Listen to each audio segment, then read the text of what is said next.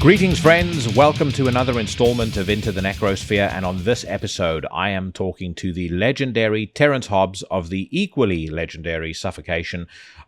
We spoke about a bunch of stuff, including future Suffocation releases. We touched a bit on the history of the band. Terrance was in a very chatty mood, and I was more than happy to oblige. So that is going to be coming your way very shortly. I do want to say a very big thank you to my man Kelly Schaefer of Atheist. Without him, there is absolutely no way that that this interview would have happened. He very kindly made the introduction for me. And if you haven't yet checked out my episode with Kelly that I did a couple of weeks back, I think it's episode 96 or 97, make sure that you do, because always fun catching up with him, and he will definitely be on the show again at some point early in 2022. Before I get to my conversation with Terrance, however, I haven't done a demo of the week for quite a while, and that was in part because some of the demos that I was getting just, weren't really up my street. However, of late, there seems to be a deluge of really cool stuff coming my way, including this week's inductees into the showcase of the immortals known as the Into the Necrosphere demo of the week. The band is out of Sweden. They're called Death Epiphany. They've just put out a 4-track EP that's available on Bandcamp. I think it is absolutely fucking brilliant, and they also happen to have some of the most hard as nails song titles that I have ever read, or certainly read in recent memory, including the song I'm going to play you right now. This is Militarized Apocalypse Invocation.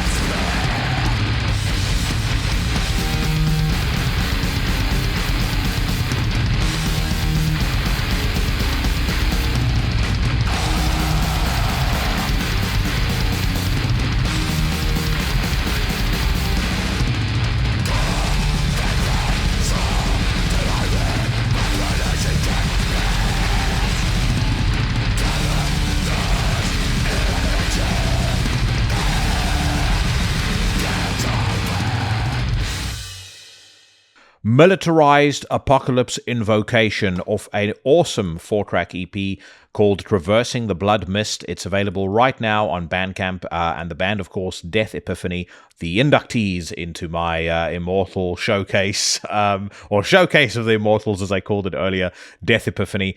Definitely a band who would be added to that list, bands, that last week I said if I had the time and the finances, I would start a record label and sign up. These guys are absolutely awesome. And next week, I've got another very cool band out of the UK that I'm going to share with you. Speaking of bands out of the UK, if you stick around after my conversation with Terrance, you will hear me talk about Heathen Deity and their new record, True English Black Metal. I'll also be talking about the new Hate album, and I will be doing some news. This time solo, rather than with my buddy Evan, who joined me for episode 100. But I do want to say thank you so much for the just phenomenal response I had to episode 100. All of the well wishes, the messages that went up, the posts that went up from various people. It really touched me that folks like the podcast as much as they do. And I'm also really pleased that everyone enjoyed the conversation with Gol. I know that just having him on the show probably raises the expectations quite a bit. But the fact that most folks seem to enjoy it warms the cockles of my dark and cold heart. Quickly, a couple of reminders. If you are not yet subscribed to the show, hit subscribe on whichever podcast platform you consume your podcast goodness on, be that YouTube, Apple Podcasts, Stitcher, Spotify, or wherever.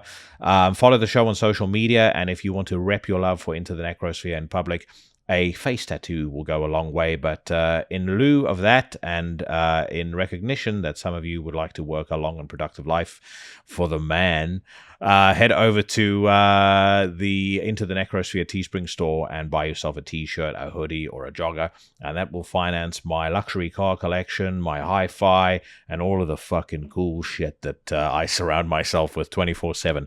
I am talking absolute nonsense, of course. Any money that I make off of the Teespring store goes straight back into the show. One of the things that I definitely want to do next year is I want to get myself set up to be able to take the podcast on the road. So I probably need to get some microphones to do that with, and a decent camera to be able to record it. But I'm getting more and more I guess options or invites to go and speak to people, but to speak to them either at their house or speak to them at the studio. And I think, like I said on last week's podcast, if I could meet Gol in person, I think I would get a fantastic conversation out of him. I think there are just certain folks that, when they're around you in person, they relax and, they kind of open up. So that's the big project for next year. I don't know how many of those types of episodes I'll do. But I certainly want to at some point be in a position where if somebody says, come over to the studio and come and have a chat to the whole band, I want to be able to do that. So that's the plans for 2022. The plans for right now, however, is to get this fucking show on the road. And welcome to the show for the first time ever, Terrance Hobbs of Suffocation.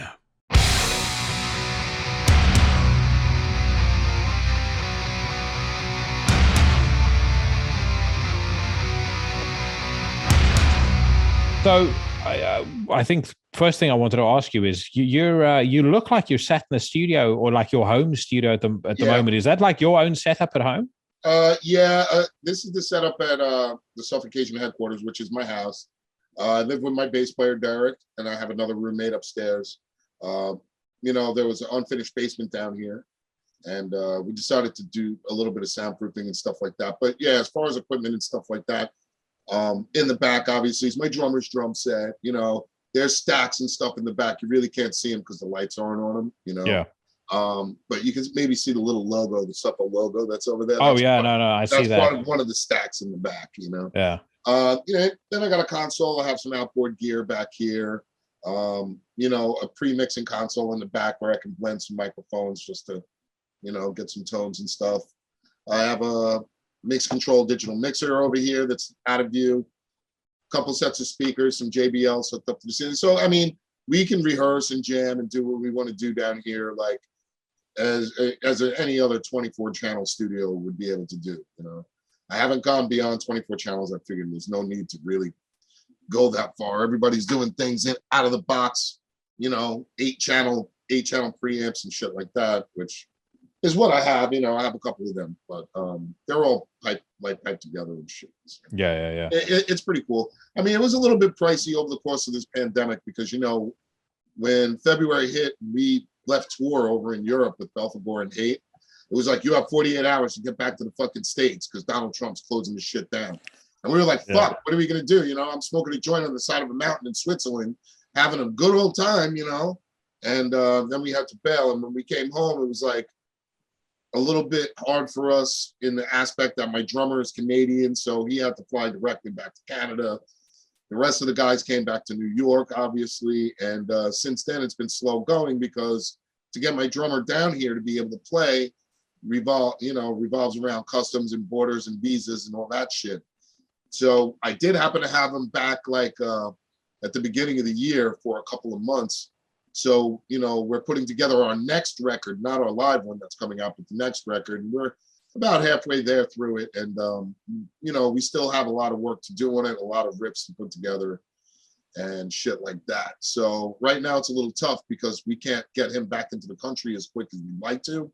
And we're working on expediting his whole working and visa papers because we have a few up and coming shows in November, spot shows out here, like one in Atlanta, Georgia, one up here in New York, one down in Maryland, and so on and so forth. But the hardest part is now that COVID has fucked everything up in immigration and customs standpoints. So, you know, we're just grinning and bearing it. I got pretty much an empty studio. I'm down here almost every day, just hashing out my riffs on my good old BC Rich, you know what I'm saying? And do my thing, you know? I was just about to say, though, that must have come in pretty handy during lockdown, though, because at the very least, you had some of the guys from the band with you, and you could still rehearse, and you could still not rehearse, but you could. I guess the creative process didn't need to slow down for any reason. Well, I mean, it was always great because I mean, this band is old now, and I've gone through a lot of iterations and lineups, you know, and with the lineup that I've had for like the last 5 or 6 years. Everybody's gung-ho, everybody's writing, so it's brought back that feeling like of the old school days, like everything isn't sterile over a computer. Hey, I did all these waves, I'm going to send it to you. Hey, I'm going to do all this, I'll send it to you. You know, everybody's in a room trying to like really write together and nitpick each other's parts and really kind of make the best album that we can make as a band in this time and era and be a live band. Yeah, we have the digital part, but for the most part, even down here, this studio is a hybrid studio. It's half analog, half digital. So, you know, we want to take it back to the roots of, you know, playing our parts and having that chemistry together as a whole band in a room together and stuff like that. I mean, we could have pumped out a record, but just for us to pump out a record and not have that vibe that we all feel like we really want to have in it, it comes more with us just playing together as a band than it is, oh, I got a riff, here we go, we're going to put it into a song. You know. Yeah. So yeah, it got a little bit tough, man. The pandemic fucked things up, you know, for sure. Oh, I still think it's bullshit, but fucking, I mean, come on, man. They've got the flu for fucking years. It's not going nowhere. And now I can't travel, and I need a mask, and I got to take shots, and fucking all this playing. They're trying to make it a third round coming soon, and then you guys over there, you have that variant that just got over here. Yeah. But meanwhile, you know, it's like fucking come on, man. You know, just. Come on, you don't have to bleed the fucking world that bad in order to gain control. You know what I mean? Yeah, no, I agree. Well, that I was just about to say. I mean, that's exactly what the end game is. You know, it really people can say whatever they want, but all of this, in my view, it's an excuse for more government overreach. Yeah, you got it. It's fucking. And when I had COVID, it sucked. It was literally one of the worst experiences of my life. Exist at all. I think that I had COVID before I got vaccinated because. Like we did a whole, like 2 years ago, we did a slew of shows. So we did like 70,000 tons of metal and that went to Mexico. Then we came back home and flew directly to Mexico. And when we flew to Mexico, we did like 10 or 12 shows. After that tour, everybody in my band was sick. Everybody had it was like a really bad flu for like a week. Turbo flu. Yeah, turbo flu, you know what I mean? And everybody was sick as fuck, you know, hazy lungs, chest congestion, achy, fucking snot going, fever, you name it. And I mean, I kicked its ass and there was no big deal. I hadn't gotten sick after that. Then after that, we went to Russia for 2 weeks and it was winter, so it was fucking cold as balls over there. We cut across the border, went to Finland. We started that tour with Belphegor and we did about half that tour. And sure enough, I mean, every country, once we left the country, it was closed down. You know, it was like, oh, we just left Finland. Oh, it's shut down. No more gigs. Oh, we just left Austria. Oh, it's shut down. No more gigs. Oh, we got to go to Germany. Nope, shut down. We can't go there. You were the last guys out the gate. Yeah, it was fucking out of control, you know? Yeah. But even with that, I just think that, you know, they're making more of a stink about it to get vaccinated and giving you all these odds and ends and counting all these numbers, which are never going to go down, you know? And I don't think that they've even given the human fucking factor on its own enough to build antibodies before they're injecting you with some other bullshit, which I think is wrong in general, because I think people count out the human race too easily. You know, I agree. We're self-destructive and warlike and shit, which is cool, you know? We all like that. We're also quite resilient, though. Yeah, exactly. We bounce back like a motherfucker, you know? So they should at least give that a chance before they're taking away everybody's rights worldwide, closing down countries, and stopping you from traveling and seeing your loved ones and all the rest of that shit. I know I've never quite been able to get my head around what it actually is. Is it like is it an addiction that the bureaucrats develop to wielding that kind of power over you? You know, like the kid in class that was the fucking nerd, but you know, the teacher always said to, you know, you write down the names of the kids that are bad when I'm out, you know, whatever the case may be. It's like they have this school loser mentality where I'm in charge of you guys. They have to assert the authority on you without reasoning, you know what I mean? Yeah. It's like, or at least just being firmly planted with your feet on the ground, you know? Yeah. Now it's like over here in the States, we have the CDC thing going on. And, you know, it's changed its tune so many times already.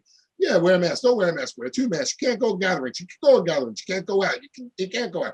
And then the politicians do the same shit that they say you shouldn't do. They go out and they're fucking doing it. It's all caught on camera. You know? Dude. And it's, you know what? Like, it's pathetic because, you know, real leadership doesn't happen that way.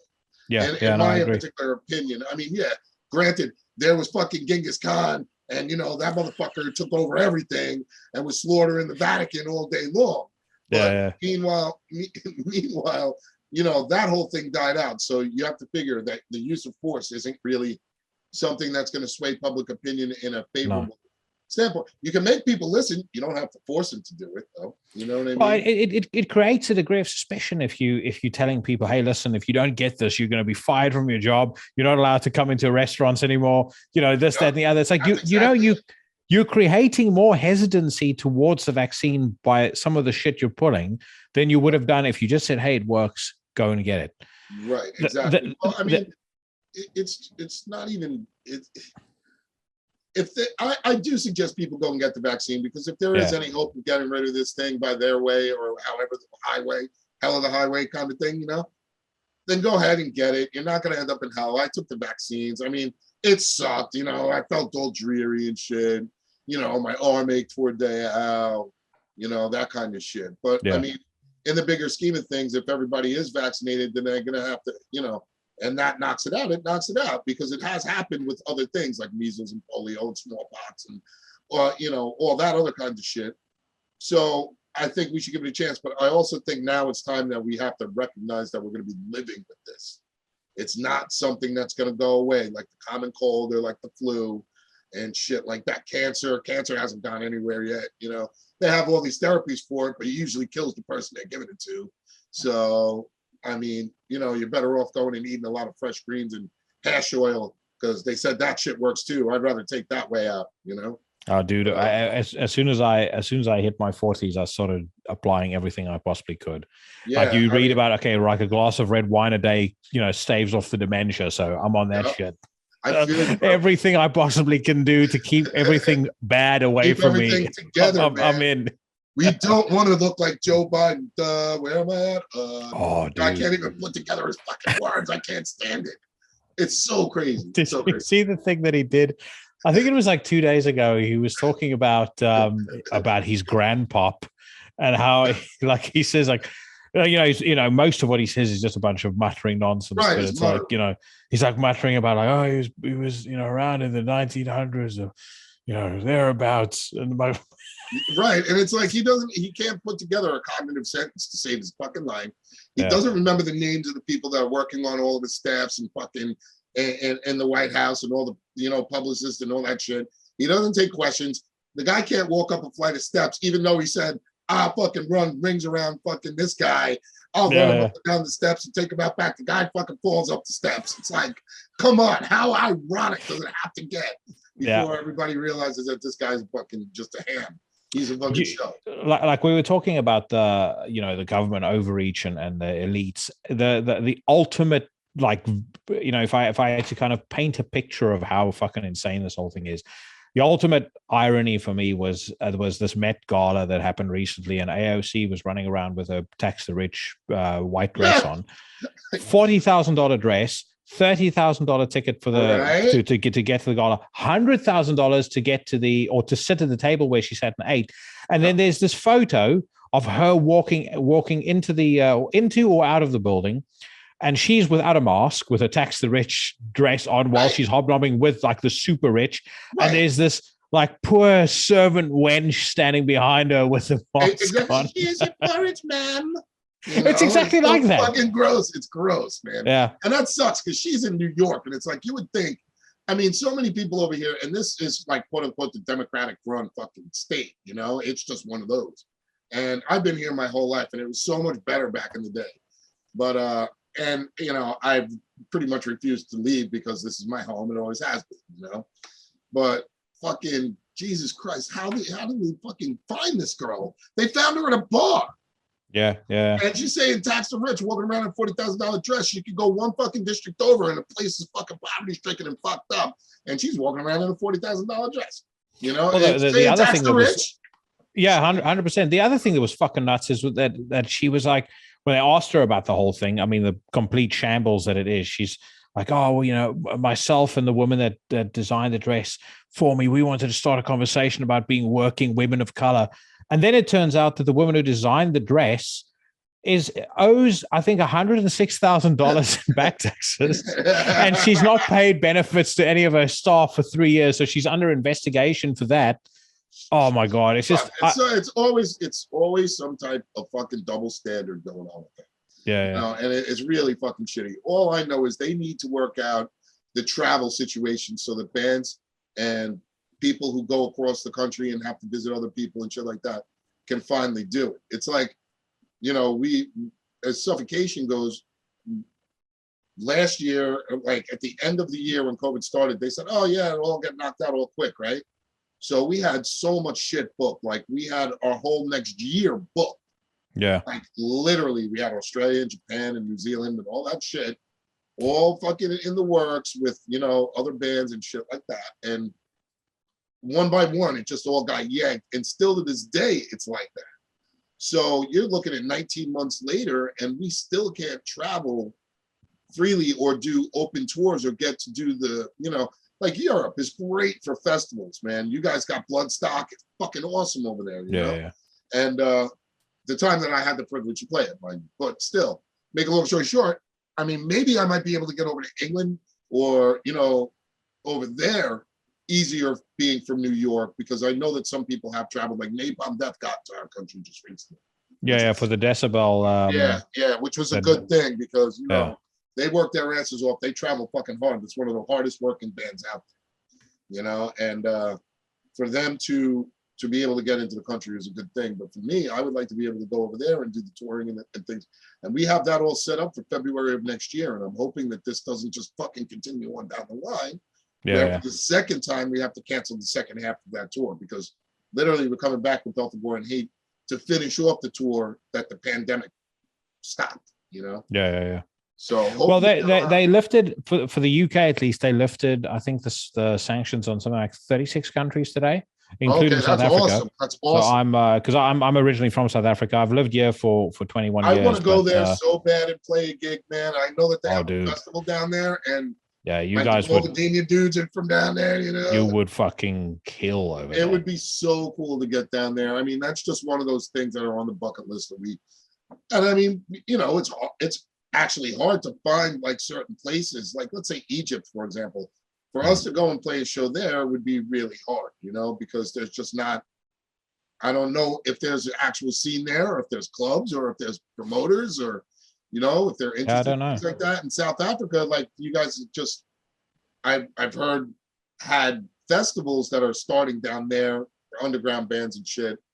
I mean, that's a long fucking haul for me. You know, I'm from New York, so to go all the way there, that's going to take a minute.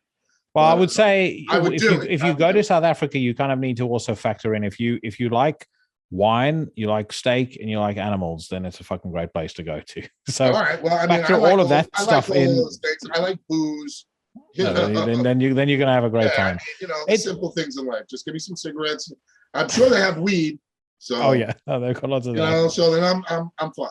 The metal scene over there is interesting though. It's like the local bands, and I mean no disrespect to my countrymen, or I should almost say former countrymen, because I'm getting my British passport soon. But very cool. There's not a lot of good local bands. For some whatever reason, like you find these crazy scenes in all these different countries. Like Poland has a fucking incredible black metal scene. They're killing it. 100%.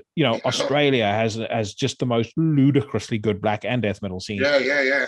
South Africa's never really been able to get it together, but the people that are into metal are really passionate about it. And Suffocation has kind of been, because remember, we were also isolated for a period of time. So there was only certain bands that were coming through that we had access to. And then eventually people like myself started ordering stuff from overseas, and that's how more bands started coming in. But Suffocation has kind of always been in the circumference for a while. Like I remember discovering you guys with Pierce from Within. And this is how isolated South Africa was. When I got that album, I'm completely obsessed with it, to a point where when we finally got dial-up internet, I was so stoked just to have a photo downloaded of the band. Wow, that's crazy. I mean, that's how it was back in the day, though. I mean, for us, everything had to be mail order. It was like computers weren't the number one thing back then. Although they did exist, they just weren't. They weren't in everybody's household every day in life on your phone. You know? They weren't there. And, being young and coming out into the scene, like during the Epiphany, the Pierce, Breathing Spawn days, that area, it was really hard because we were constantly making cassette tapes and sending them out, constantly fucking burning CDs, and then finally sending them out when CDs became like that. So it was a lot more difficult. And even with us, it was kind of isolated because we weren't getting like the bands from like Germany as much as we would, or Italy, or until we started going out on the road. And then it was just like an eye-opening experience of how many fucking bands are out there and who are following the same suit. And South Africa, fucking Volvadinia, man, they're fucking killing the game. Yeah. No, they're so you guys got one that I know that's good. Yeah. So you gotta give them credit. They're doing the best they can, and I think that's cool. But for us, man, we're really just chugging away. Sticking true to our guns, staying aggressive and shit like that. But it's kind of tough knowing that our drummer is in the air all the time. I mean, and I'm hoping that with this whole travel thing, it can get squashed. I think that's some of the main problems for a lot of bands right now, being able to finish doing their touring and being able to travel and do the recordings and just get out there and spread the word. It's just become more of a fucking shit show, Well, the bands I really feel for as well are the bands that were kind of on the cusp or in the middle of touring, like you guys were. I spoke to Ghoul from Mayhem this was probably about a year ago, and he said to me that they had, I mean, the amount of money they'd invested in like their stage setup and everything like that prior to going on tour. The whole idea was our merch and our ticket sales are going to pay this off, and hopefully we'll turn a bit of a profit. Exactly. But they put an awful lot of money into kind of getting themselves set up for that Demon tour, and it was literally yanked out from under them like a couple of weeks before they were due to set off. And that's the thing that sucks. It's like, how much money have those people lost? And if this carries on for much longer, is it worth any of those bands even continuing? Because you do get to a point where it's like, if you're like in a bedroom band, which I listen to many of those, but it's fine because ones. Yeah, so I was about to say, like the truly underground grim shit. It's okay for that, because that doesn't really affect them. But like a working musician, like like you or like the guys from Mayhem or whatever the case would be. I mean, I really feel for you guys, because I've spoken to a lot of bands. This would, you're going to be on episode 101. I've Nice. spoken to a lot of bands over the course of that, and the impact that it's had on them has been fucking devastating. Yeah, and it's got to go down the line because, let alone just economically for us in the States, things have gotten like a lot more tougher. Like from like, let's say, our endorsers like PV, BC Rich, guitar string companies, electronics, silicone chips, shit like that, merchandise companies, they're lucky that they're still able to survive and print shirts for bands that people buy and mail order. It's keeping them alive, But it's definitely taking its toll because you got to figure all the bands that go out. Like for example, maybe it's like if we do like a 3-week tour on an average, our merch order throughout the course of the tour will cost like maybe 25 grand, and that's all stuff that we're not turning around and just buying it. Like, nobody just has. Well, there's people that have the money, they can just go and buy it, but most bands don't do it that way. They have a company that they work with and they produce the stuff and you sell it, you pay it off, and then you make your profit, and that keeps the band alive. So with that being said, all these merchandise companies that are producing shirts and shit like that aren't having the bands out on the road actually selling shirts. Yeah. And for us, that's like let's say 25 grand, hypothetically speaking, isn't an average there for like 3 weeks. But there's bands that are a lot bigger than us and that are doing, quite a bit more touring than we are.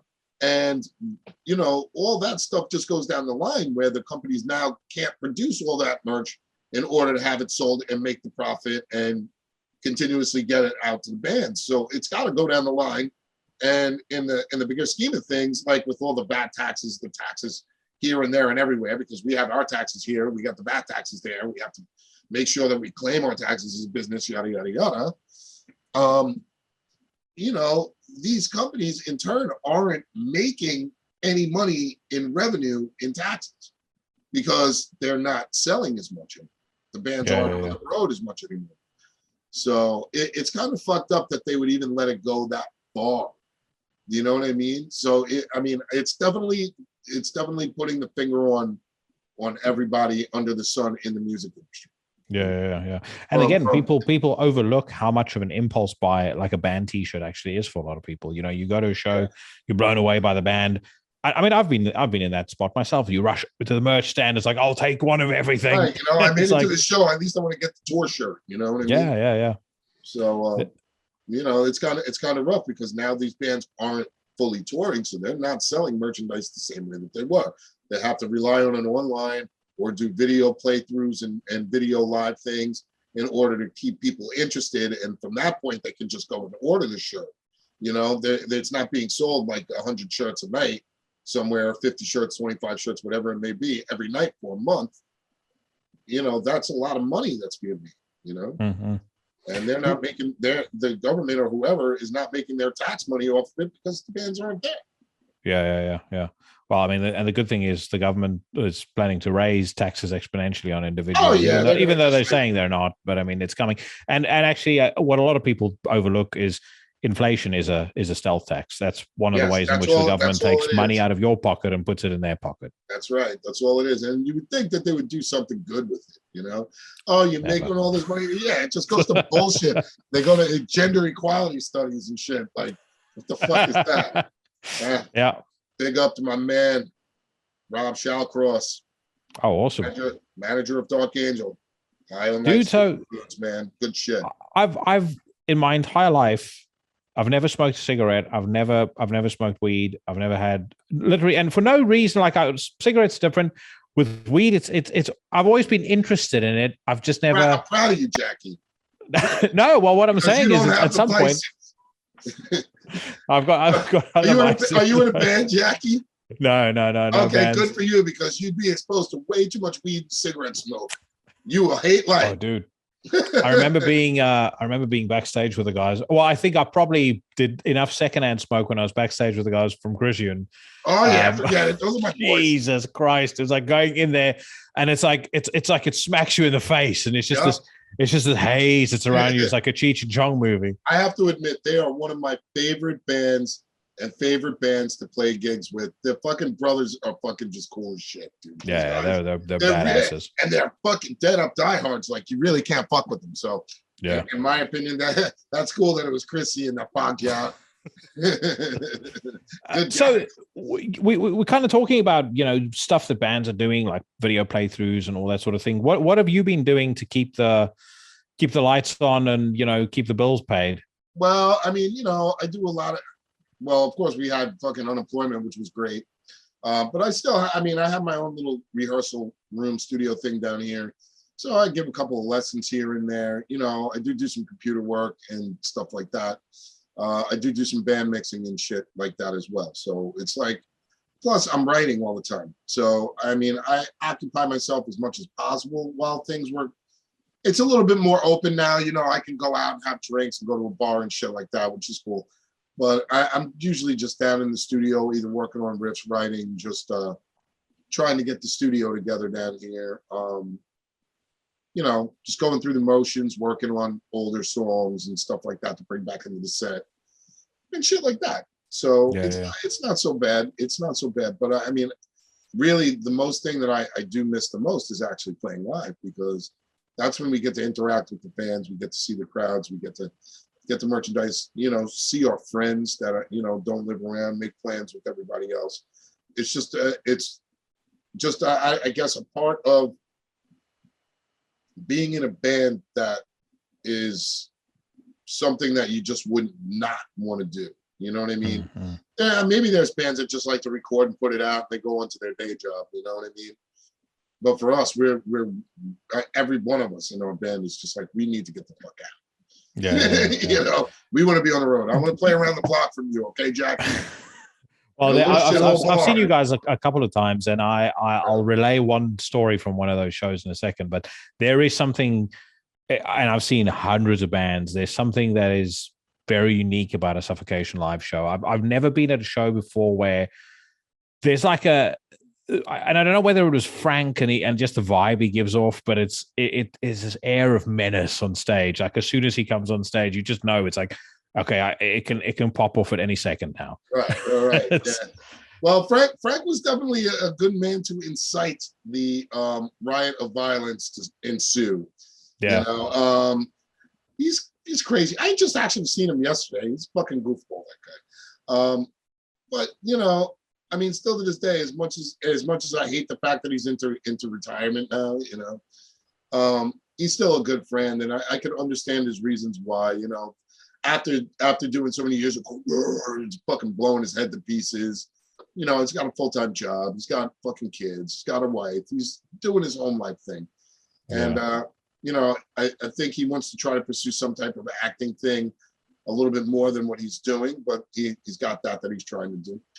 I'm going to miss him, but really, Ricky Myers is doing really great for us right now. And he's all the video. I've never seen him in person, but all the video I've seen where he's, with you guys, it's fucking ripping. He looks really, really good. He suits the band. Like his voice suits the band really well, but I think his stage persona suits the band really well too. Yeah, he's not doing too bad. I mean, the thing about Ricky is he had a lot of experience, but not as the singer. He was a drummer, you know what I mean? From Disgorge out of California. That's his band.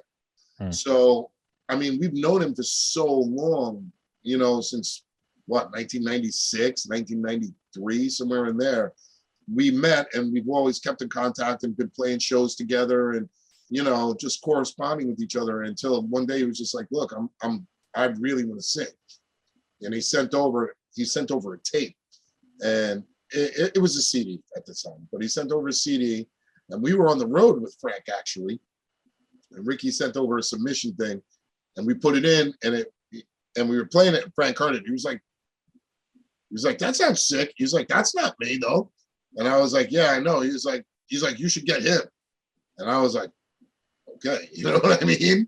It was like Ricky was into it. He's been, he's got enough road experience. He knows what it means to be out there, and when shit gets tough, how to handle it and stuff.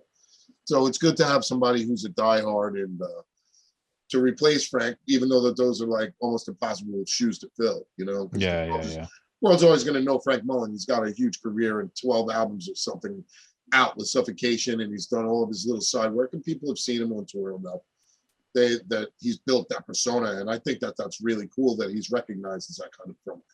It's a I was shame just he about to doesn't say though, retire it, he's but also he's an extremely unique voice and unique figure in a scene where, like in the early '90s when there were tons and tons and tons of bands, like he helped, Suffocation really stand out. A couple of things helped the band stand out, but he was one of them. Your riffing style was another, and I wanted to talk to you about that in a bit more detail, because there's a couple of things that I love about the way that you've like the way you've written riffs for Suffocation. If I think to some of my favorite Suffocation songs, like a track like Depths of Depravity, yeah, what I've always loved about the way you write is kind of when when to be flashy, and when to dial it right back and just have something very, very simple going. That breakdown in Depths of Depravity as an example, like it's it's a couple of notes, but it's so hard and so right. fucking impactful.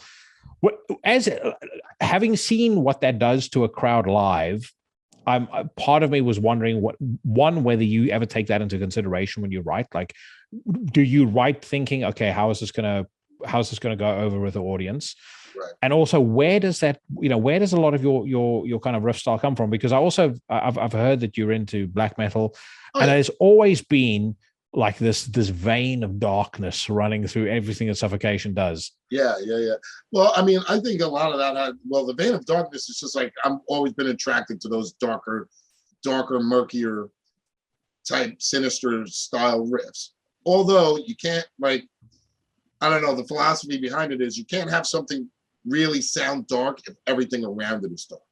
Yeah. The contrast of having something a little bit more normal and contrast into something that dark gives that impact. You know what I mean? But also a lot in the writing of at least for me, like let's say Charlie, for example, my other guitar player, he does think about how like riffs will come across to a crowd. He likes those big concert chords, you know what I mean? Like where you're playing the, stadium chords, so to speak, where when you hit it, it'll fill the whole fucking room and people just, feel that kind of power. I personally don't write that way. Like I don't think that way. I kind of write more by feeling. So if I have a riff or something that I'm working on, or just an idea out of my head, if I'm not so fond of it, I'll kind of sit it down and go on and maybe write some other riffs or do something else. But then I'll go back and I'll just kind of work on it. And over the course of time, like I'll try to think of a transition, or I'll try to think of a melody line, or I'll try to think of, I don't ever want to be bound by a click track or something like that. Although those things have their place in music. Like everybody, if they're an aspiring musician, should practice to a metronome, should practice to a click. But that doesn't mean that in the writing part, you have to do that. So I sit there, like, let's say with my guitar, and I'm just going to, and have a riff or something, right? From that point, I try to turn around and think of something like that maybe would contrast it. Or if I have a bunch in the riff library, see which ones fit, I don't ever want it to be constant clicking going on and constant everything being written up to a point, because then when the click keeps going, you feel like you're bound into that style and riffing. Yeah. So I try to do all of my riff and writing just on the guitar without all of that. Then once I coerce some riffs together, like I think I'll have some cool changes, or I think I'll have some cool melody lines or solos or chug riffs or whatever it may be, then I'll map it all out with the click so I can put it all together the way that I was envisioning it in my head beforehand. So it's a different style of technique for me writing. Although, we do want to say, we want to see that circle pit and have like a riff that'll do it. But it's got to have its time and place in the music somewhere. And we really want to spend our time in making those things kind of tasteful. So the newer music that we're writing has pieces and a structure. It's written out better than just it being put together piece by piece. Yeah. It kind of needs to develop organically rather than feeling like it's like, it's like the Scorpions doing the dual headbang or some shit like that. Yeah, exactly. So I mean, we do spend our time together, nitpicking each other's riffs in the same room. Like we'll have our Pro Tools open or whatever, and everybody in there all plugged in, and we'll be sitting there and we'll be like, "What do you think about that riff? Nah, maybe we'll try this riff. Maybe we'll try that." And over the course of time, even if we don't get anywhere, we come back and we reflect on it again and again and again until we finally get the methodology right in the writing of the song, you know? Yeah. So, but it takes us a little bit more time because I don't want to write the same record that I have been, you know, writing each year, so that they're always a little bit different. But, you know, everybody's like, please write another Pierce from Within, please do that. And it's like, Pierce from Within is its own record. It's like, you know, I'm not trying to imitate that record everybody else already did. You know, I'm trying to keep Suffocation the way it was, have good song structures, be really aggressive, have that angst, have the slams, have enough melody lines that people will be able to remember it, and it not be something that's, let's say, a solo virtuoso record of musicians with vocals over. You know, I don't want it to be that. No, I know exactly what you're talking about. Like, I think of a song like Blood In, Blood Out. I remember when I heard that track for the first time. Mm-hmm. The great thing about that track is that's like the anchor that keeps you onto that album. Like, you'll have listened to the record for the first time, and a day later you will still remember that chorus of Blood In, Blood Out. But, you know, I think there's too much death metal where the emphasis is so much on technicality that piece of it, you know, that art gets lost. You know, there's like an art to being subtle. There's an art to using that subtlety effectively, the way that you guys do. And one thing that I've found particularly interesting over the last couple of years, and I wondered whether you had any kind of, I guess, awareness of it, and what your thoughts would be on it. I do feel like in the last couple of years in particular, Suffocation and Immolation alongside you have sort of emerged as two bands in the death metal scene that wield an extraordinary amount of influence on a lot of different genres in the metal scene. More so, I would argue, that even than bands like Morbid Angel, Deicide, Cannibal Corpse. Like, if I listen to a lot of blackened death metal bands that are putting out stuff nowadays, like I can hear a lot of Suffocation and Immolation in their music. Yeah. The other bands that I mentioned, I can't, and it's no disrespect to them. It's just it's interesting for me to see how kind of tastes have changed, and people have sort of found and embraced that really kind of darker sound that you guys in Immolation, you know, we're pushing really from the very beginning. Right.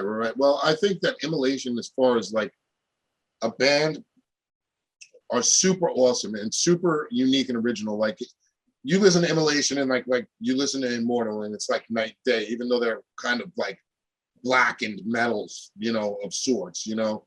And for New York to have a band like Immolation, like in that vein, and they're fucking the coolest dudes in the world, you know. I mean, they just fucking love those guys.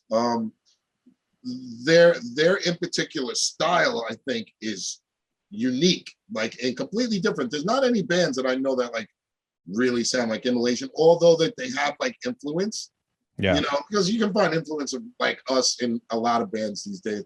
Once they start going jump, they're like, oh, that's Suffolk riff, you know what I mean? Yeah. Okay, now that you guys took that away from me, what else new and unique can I do, you know?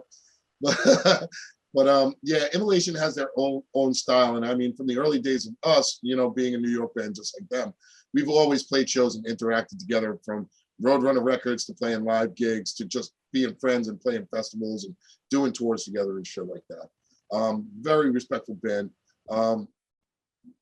For us, I think it was a little different. I think our style was a little bit different because I think in the early days we took a lot of, like, even though it was dark oriented riffing, like real minor riffing stuff, it took more of like a thrash metal appeal, and then the drums on top of it as the backbone started grinding and getting blasty, and it kind of made a new type of thing, is where, you know, the thrash riffs were everybody doing that scat beat or that polka beat. We were taking those types of riffs and literally felt in our hearts that if we wrote a really good riff, no matter what kind of beat that's on it, it should still sound really good. You know what I mean? And I think that kind of helped us develop a style of being like having those thrash riffs with those, you know, with the dark blast beats and the grinding beats and stuff like that. And early on, I don't think a lot of bands were really doing it like that, you know? So I think that's what gave us a little bit of uniqueness. As far as Immolation is concerned, they were just dark and evil and very, you know, very atmospheric, like in their playing, that for us over on this side of the pond, you know what I mean? They were a very unique, one-of-a-kind band right from the beginning. I mean, you know, Dawn Possession is fucking just out of fucking control, you know, and one of my favorites. So big up to them, and I'm glad that people pay attention to us, at least that fucking much, you know? Well, like I said, I mean, I'm massively into black metal, especially black metal, black and death metal and stuff like that, and I really Suffocation and Immolation influence on a lot of newer bands, you know, and actually going back to some of my favorite bands, Acrococker as an example. I mean, Jason fucking coolest band ever, man. I know. Jason totally is cool. Jason is very, very open about the fact that they're basically them guys the best for me, will you? I will. They're fucking cool. They're basically, it's like Effigy of the Forgotten, you know, performed by the guys from Emperor while listening to Killing Joke. Right. That was my description of Acrococker to Jason once, and he was like, "That's spot on." I just like the fact that they came out in suits and they weren't trying to be dirtbags. You know what I mean? Yeah. They came out all proper and shit and just fucking ripped it. I love it. Oh, dude. I remember seeing them for the first time. They were opening for Cradle of Filth, and it was Immolation, Acrococker, Cradle of Filth, and Immolation blew me away. Acrococker came on, and I remember not really knowing what to make of them. It was these dudes in suits, but it was the most hellishly evil, fucking brutal thing I'd ever heard in my life. It was like this tumbled dryer that you get your head stuck into and then like slowly pulled out. But they're probably the band I've seen the most in my life, and I've never been disappointed. They are fucking incredible. Yeah, they're really fucking cool band. I mean, you Brits got some sick bands, dude. Yeah. You know, over there you got the Napalm Death, you got the Acrococker, you got Carnation, you got a ton of fucking pretty fucking gnarly bands, man. Yeah, man. Well, in like in the underground, there's even better stuff. I mean, Crimson Throne, Abduction. There's a band called Lucifer. If you've not heard their new record, The Broken Seal, it's fucking brilliant. Check it out now that you mentioned. I'll drop you a line with some stuff you need to check out. On the American side, have you heard a band called Ecclese? Ecclese? No, I haven't. I've been locked down in this dungeon too long, so. It's going to change your life, mate. I'll send that over. Yeah, I'll send that over to you. And have you heard Ulcerate? Yeah, of course. Yeah. That last Ulcerate record to me that's next level stuff. But that's where I hear some of that Sappho Immolation influence, and I hear it in a very different way to what, like I said, you guys often get connected with deathcore and with technical death metal, and that's fair. But I think you guys are much more than that. You know, and I mean that in a very, very complimentary way. We try to incorporate a lot of different styles in the music, but you know, nowadays a lot of bands have done so much. Like they've taken it from the era of the early thrash and death metal and stuff, and they've just taken it beyond. Yeah. So it's like you listen to that Necrophagus album, even though it's over a decade old now. It's fucking an amazing record. You know what I mean? It literally is just an amazing record. Every piece of playing on it is fucking perfect, And a lot of bands out there now are doing things that are just so taking the fucking level of speed, like just to a new level. It's like to a point where it's just ridiculous. Like Origin, and John Longstrom. Oh yeah. Him playing that Gravity Blast or whatever. It just turns the whole speed of the music in a different direction. And I mean, claim to fame, it's him that made that style that a lot of bands now are imitating. So I'm glad that they got past us and went on to that. Just because where's the originality at? We all want to hear something new and original these days. Yeah, so I definitely want to check out those bands you just mentioned. I'll like I said, I'll ping you some names. You definitely need to check out. I'm always big into listening. What I couldn't get past? Infinite Annihilator. Did you listen to them? Yeah, I did. That shit's out of control. Like they're just all over the fucking place. And it's like at that point, is it brutally extreme or is it technical or is it just noise? Like, where does it fall? And what would you categorize that band? I was never a big fan of them. To me, they were like it's not very memorable. Like I couldn't hum a song to you about them. They were like a a really shitty Xerox of Dying Fetus to me. And like I feel like that style of music, Dying Fetus perfected, and there's just no point trying to do it anybody else trying to do it, because I've had conversations with good old John and from Fetus, and you know, at one point he filled in singing for us for a tour, and it was really cool to actually have him do that. But to make a long story short, I was like, you know, like when we're riffing, like, because he's like, to me, he's kind of like the new Chuck Deck. You know what I mean? He's singing and he's playing and he's writing all these heavy riffs. And, you know, who's filling those shoes these days? You know, there's not really very many guitar players, singer people that are really cutting the mustard like he is. And I was saying to him, I was like, you know how like you guys will be playing a riff and then you'll get those sweeps in the middle of the riff and stuff like that, you know? Jump, jump, jump, jump, jump, jump, jump, jump, you know? I was like, you pretty much won't hear that kind of stuff out of Suffocation because, like, you guys invented that. Like, you know what I mean? Like, you really did. And as much as I hate to say it, yeah, I'll do some solo guitar work and stuff, but it's just never really a part of, like, the mesh of the rhythm itself, you know, is where that's John's that's his thing, you know? And it was kind of funny just because, you know, being able to talk and reminisce about stuff and, like, how I was just talking to you about, you know, musical structures and methods and shit like that, you know, formulas and theories and shit. He, you know, he kind of understood it. And I'm glad that they follow that, because now that you mention it about Infinite Annihilator doing that kind of stuff, it comes right from there and I see it. Like, there's too many bands that have tried that, and as I said, I think Dying Fetus just did it best, and there's no point trying to imitate them. John is the only guy that can get away with singing a song like Wrong One to Fuck With, and you believe every single word of what's coming out of his mouth. That's right. That's what happens when you get born on the East Coast, you know, over here, man. Shit is hardcore as fuck, man. Oh yeah. It really is. It's like, and it's so funny because so many hardcore bands or people in the hardcore scene, it's like, dude, because you guys played that heavy stuff, it's all in hardcore. It's, you know, it's hardcore. I'm like, dude, we're death metal. You know, I'm like, the hardcore part is where you guys just took it to a whole nother level, like, kind of. So it's nice that they would mention stuff like that to me, or put me on a pedestal, or the band on a pedestal in that way, you know. But still, in my opinion, it's like hardcore stuff is the Cro-Mags. You know what I mean? Yeah. Like Biohazard, you know, Terror, Sheer Terror, fucking shit like that. Like those kind of bands, Agnostic Front, you know, Madball.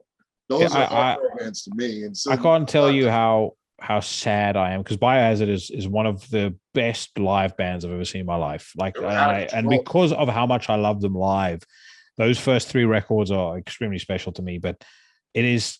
And it's so sad to me to see what's happened with Evan Seinfeld, having seen him be Evan Seinfeld, Biohazard, Evan Seinfeld, and then you look at it, it's like, what the fuck is going on? Yeah, and like anytime you hear Billy talk, you can hear there's like a disbelief in his voice. Like, well, yeah, I knew this guy for 25 years. What the fuck has happened? I don't know, man. You know, everybody's led into a direction on their own for some reason or another. Yeah. And it just kind of sucks because, you know, between Biohazard doing that whole mixed thing back in the day, what was it, the Cypress Hill or something like that? They did one with Onyx. Oh, that's who it was. Yeah. Which I thought was awesome because I liked Onyx, you know what I mean? I love Onyx. A lot of different music. I don't just listen to one or the other.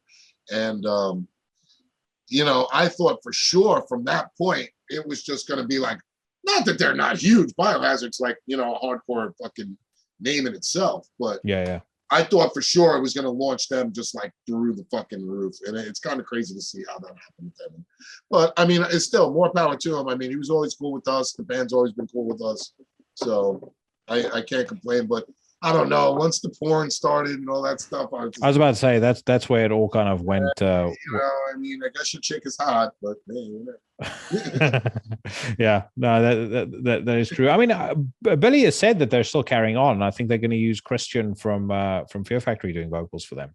Really? Yeah. So I would say formally from Fear Factory, he probably needs the money after.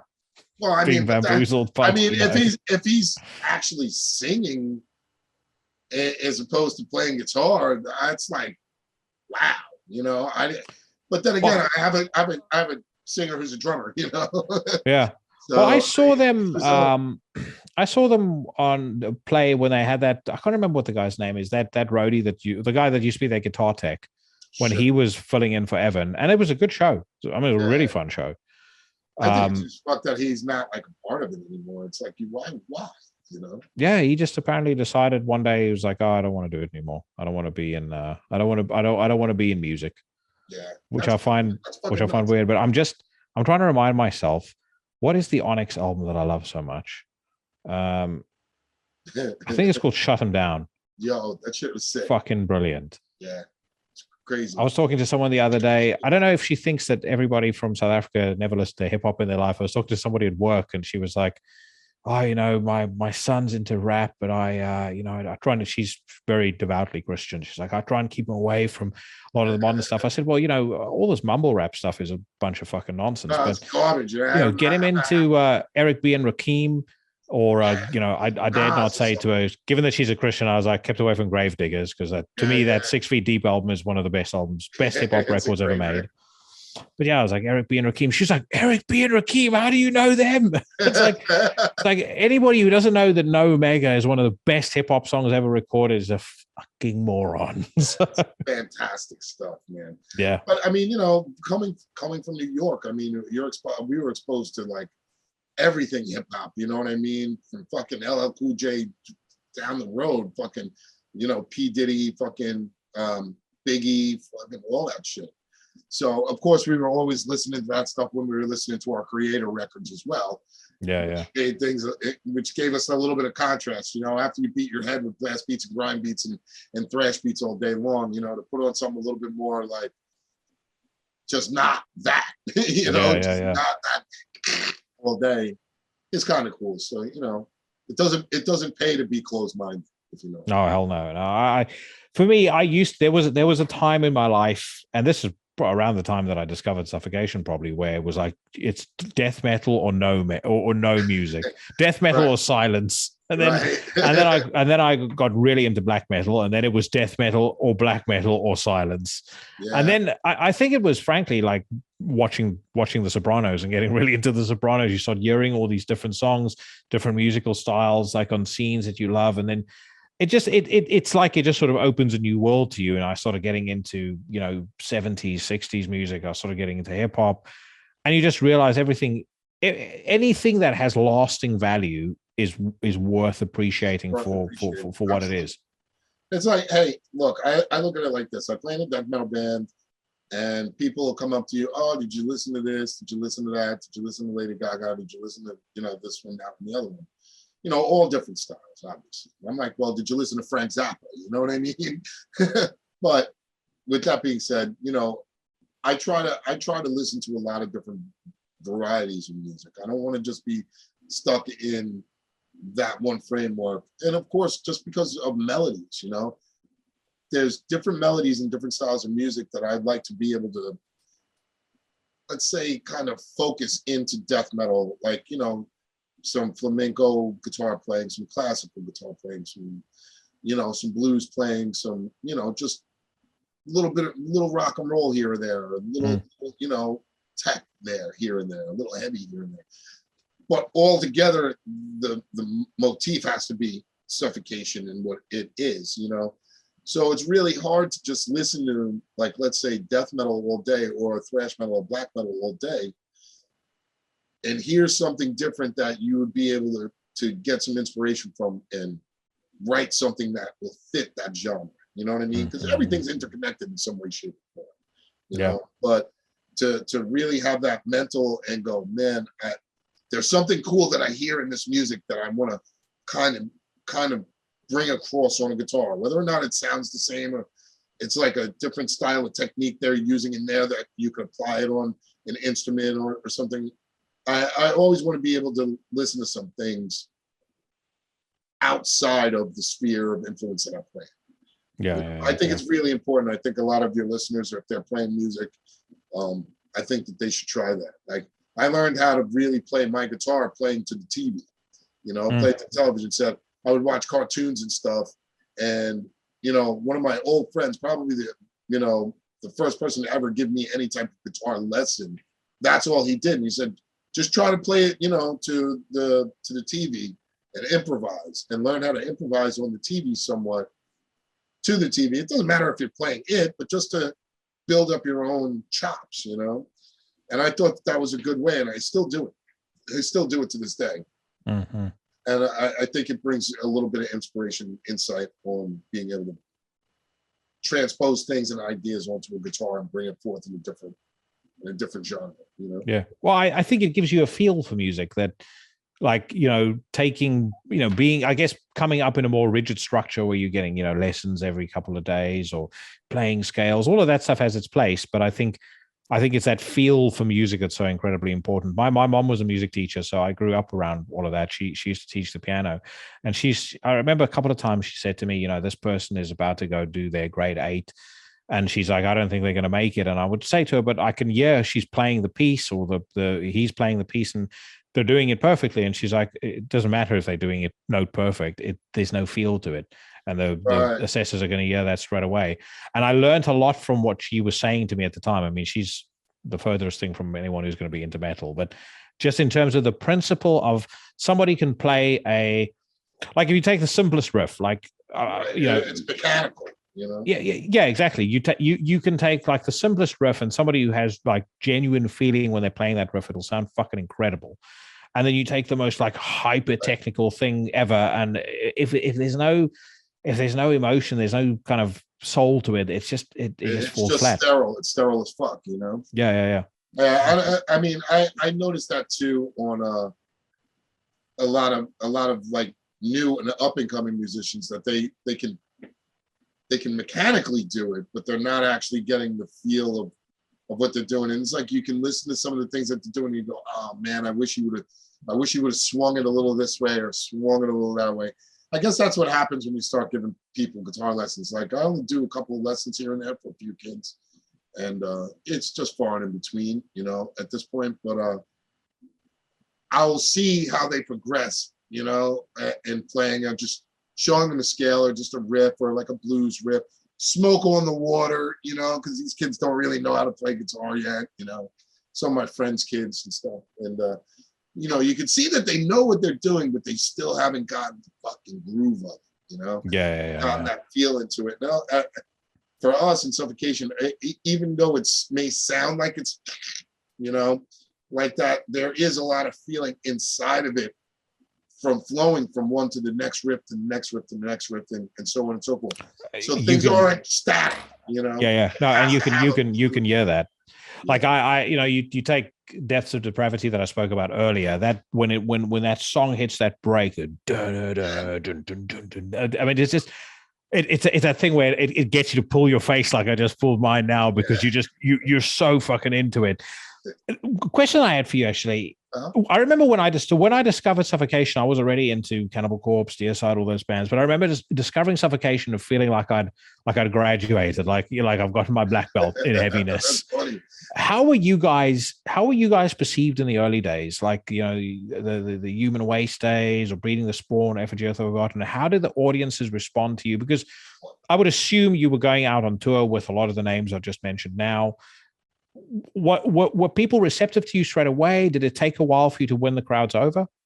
Yeah, it did. It took a little bit of time. To be honest with you, when we first came out, it was a very mixed bag. Like, when Human Waste and Effigy came out, we really weren't doing the touring like we were supposed to. In fact, we were really just basically a New York band. We hadn't really gotten so far out of New York that it had made like a touring difference, and that was in the early days. And of course we were young kids, so we didn't know any better. And like, you would get offered these tours and know you wouldn't be able to survive, so we would actually we turned down quite a few tours, but the offers were just so bad, we wouldn't have even been able to survive. We would have been done in a tour in a week and been back. So, that kind of slowed down our pace as well. But it was a really mixed bag. Like, it was mixed reviews. It was like, people were really into it and thought it was the new best thing, and other people were just kind of like, I don't like it because it sounds like a bear, in the woods or something. And playing shows and doing the spot shows, yeah, it was great because we were tape trading and we were doing shit like that while we were starting to move out of state. Like we were going from New York to New Jersey to Philly, DC, and so on, and then going the other way up into Canada and, up the coast of New York into like Rhode Island and Massachusetts and shit like that. That was early on, but that was as much as like we really had done. We really hadn't conquered the world until well after Effigy was done and got like an actual tour over in Europe. And from that point, it was still like we were new. We hadn't been over in Europe. So the shows that we were playing weren't packed, sold out shows. It was just like more like we were just getting our feet wet, We're still green behind the ears. And with that, it was a mixed bag and so on and so forth. And as time went on, it kind of waned. Because it was like the scene is dying at this time and yada, yada, yada. And the band had broken up. And then once the band got back together, it was really when we started hitting the road, like 2004, 2005. Like the touring aspect where we had done like maybe 6 tours prior to 2004, like as a band. We did a lot of spot shows, but maybe there were 6 full tours we had done between the States and Europe. And that was it. Once the self-titled Blood Oath and all that, Souls to Deny came in, we were out on the road as fucking much as possible. Yeah. Like I guess it took time to grow up, get our hooks into the whole scheme of things on how we would be able to survive, get tours, having to know the right people, booking agencies, booking agents, things like that to help us out, to keep us out on the road. And of course, once we had the album out, all we want to do is tour. From that point, I think it built up a lot. I think the little hiatus that happened for us, people had time to reflect on the music that we did and wish we were still there. And when we finally came back, people appreciated it a little bit more. I wish it wasn't that way, but that's just the way it was, I think. And now to this point, it's just like we're a pretty well-oiled machine, ready to go out and tour. But back in the early days, man, it wasn't like we were accepted that much at all, had that many show offers at all. And the tours that we were offered, even though, we would do as much as we couldn't afford to go out the way that we were. People had jobs, they couldn't leave them that long, the list goes on and on. Yeah. And it's interesting what you say as well with, how people, I guess, reflected on the music. I remember a lot of folks when Despise the Sun came out, it was almost like a cliffhanger that you guys ended on, and people were sort of like waiting. Okay, when's the next one? And then the news came out. Well, there's going to be no next one, and people were fucking devastated. Everyone I knew was so into that EP. There was this clamoring that seemed to get more and more with every passing year for Suffocation to make new music, and then finally it was announced. Okay, the band's coming back, and it was like. Absence, I think, in your case, definitely made the heart grow way fonder. I mean, it was kind of funny because during that time, like with 1998 area, like when Despise the Sun actually was being done, we had some new material and we were thinking like we wanted to do another record, but we just weren't going to get the support. We had gotten dropped from Roadrunner, the whole 9 yards. Like Relapse really wasn't even a thought at that point in time, even though we had worked with Relapse like really early on in our career.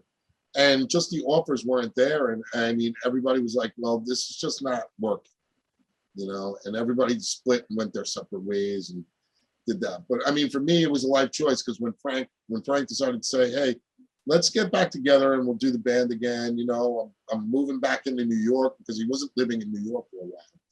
And he moved back in and, we had talked to Mike Smith, and we had talked to Josh, we talked to Chris Richards, we talked to Doug Cerrito. We talked to all different members from the lineup, and it just turned out to be the lineup that we had there. And, because of people's personal circumstances, their jobs, they had health issues, yada, yada. And we turned around and we went in and I mean, with, internal members, we always have our internal problems with things. That's just the way it is in a band, it's like, you're dealing with 5 girlfriends, it's kind of like that. And you got to deal with everybody when they're on the reg. So we, when we got back together, we had a more focused idea. We were a little bit better prepared to be able to do the things that we're doing now.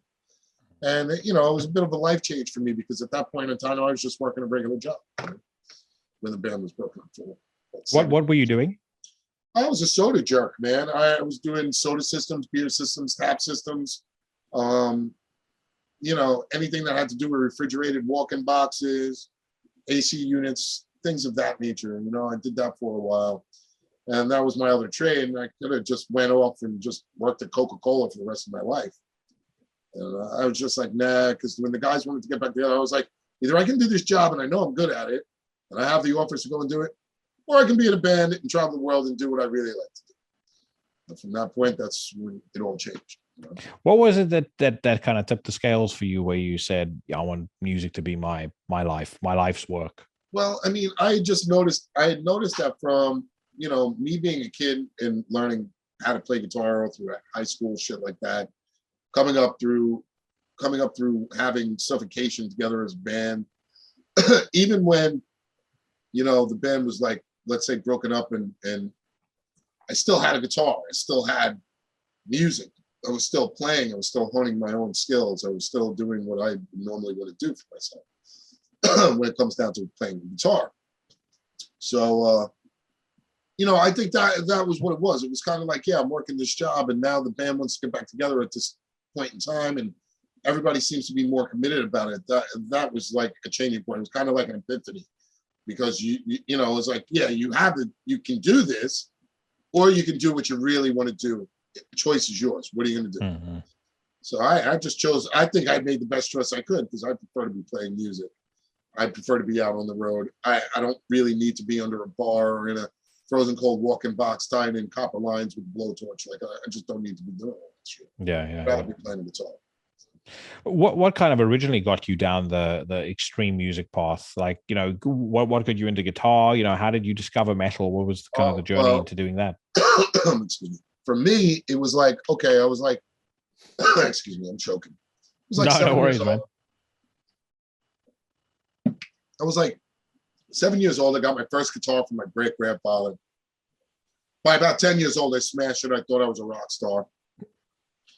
And literally, maybe about 12 years old, I had a friend around the corner from me, and he had a guitar, and he was always playing. And I was like, that's really cool. I was like, I had a guitar and I smashed it. I'd like to get another one. So I bought one of my other friends who lived around the corner from me. I bought his guitar. It was an old Kramer, and I only had like 4 strings on it. So I got new strings. I put them on there. I got to play. And I really was just like teaching myself in my room just by listening to music.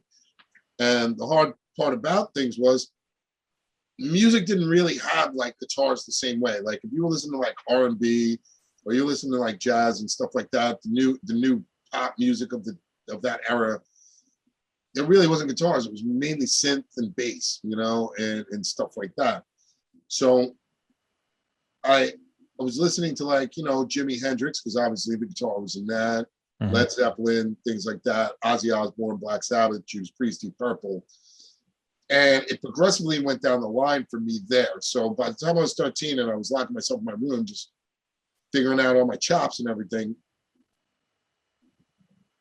what really kind of sold me was, like, that I just knew it was over for me, was when I heard Metallica. And like, just hearing that guitar tone on Battery.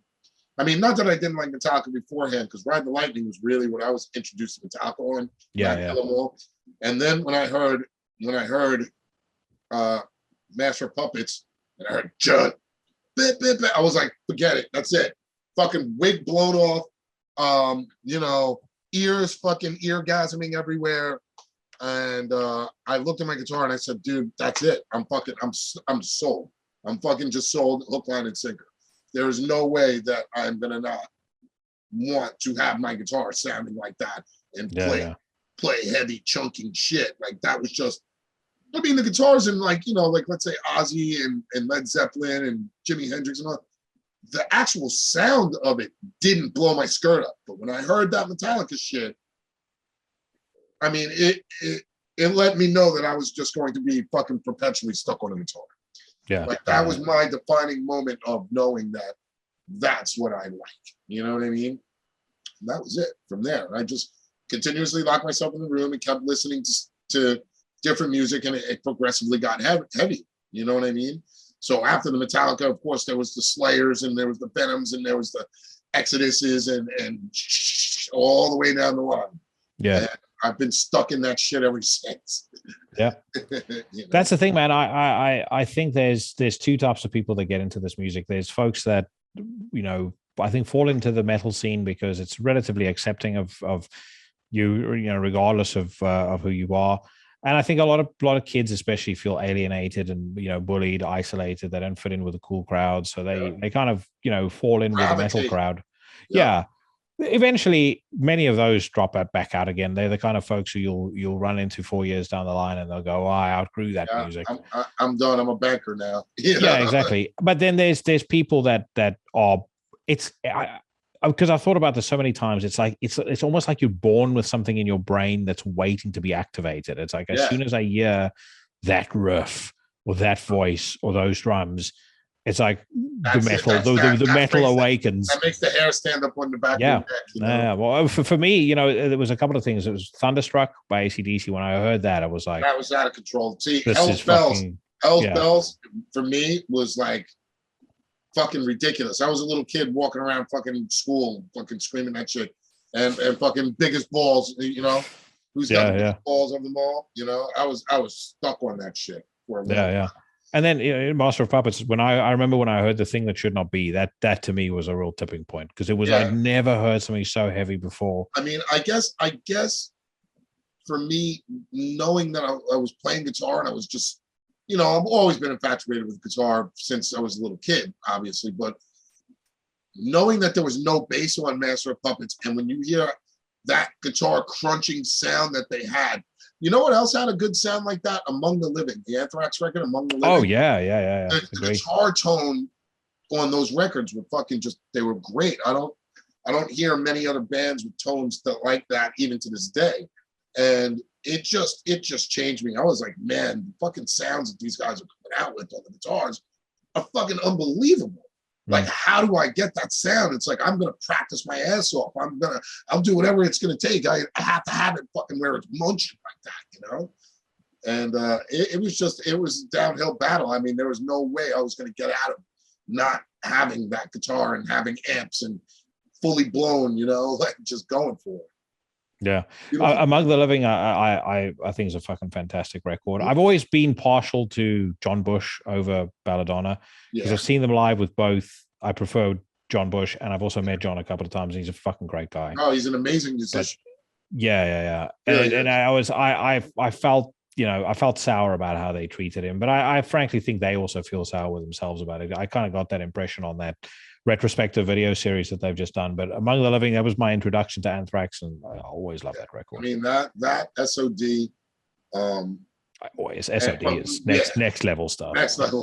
But I mean, that battery, it hit me like a ton of bricks. I'll never forget it. I was just like in high school, and it was like jump, blin, blin, blin. I was like, whoa. And I mean, there was no bass involved, so it was like actually guitar. It was just guitar. And I guess that's why nobody can really ever get that tone again, because they have bass players in there, and they legitimately had turned that shit like down or off. Yeah. And that kind of sucks because it probably could have been even better with the bass so that you could hear it, Yeah. But still, just be able to hear a guitar sound the way it did with that production, and it just let me know that there was just something so fucking cool about a guitar that I just had to have. Yeah. I have to go into that, and I mean, it just progressed down the fucking rabbit hole real bad,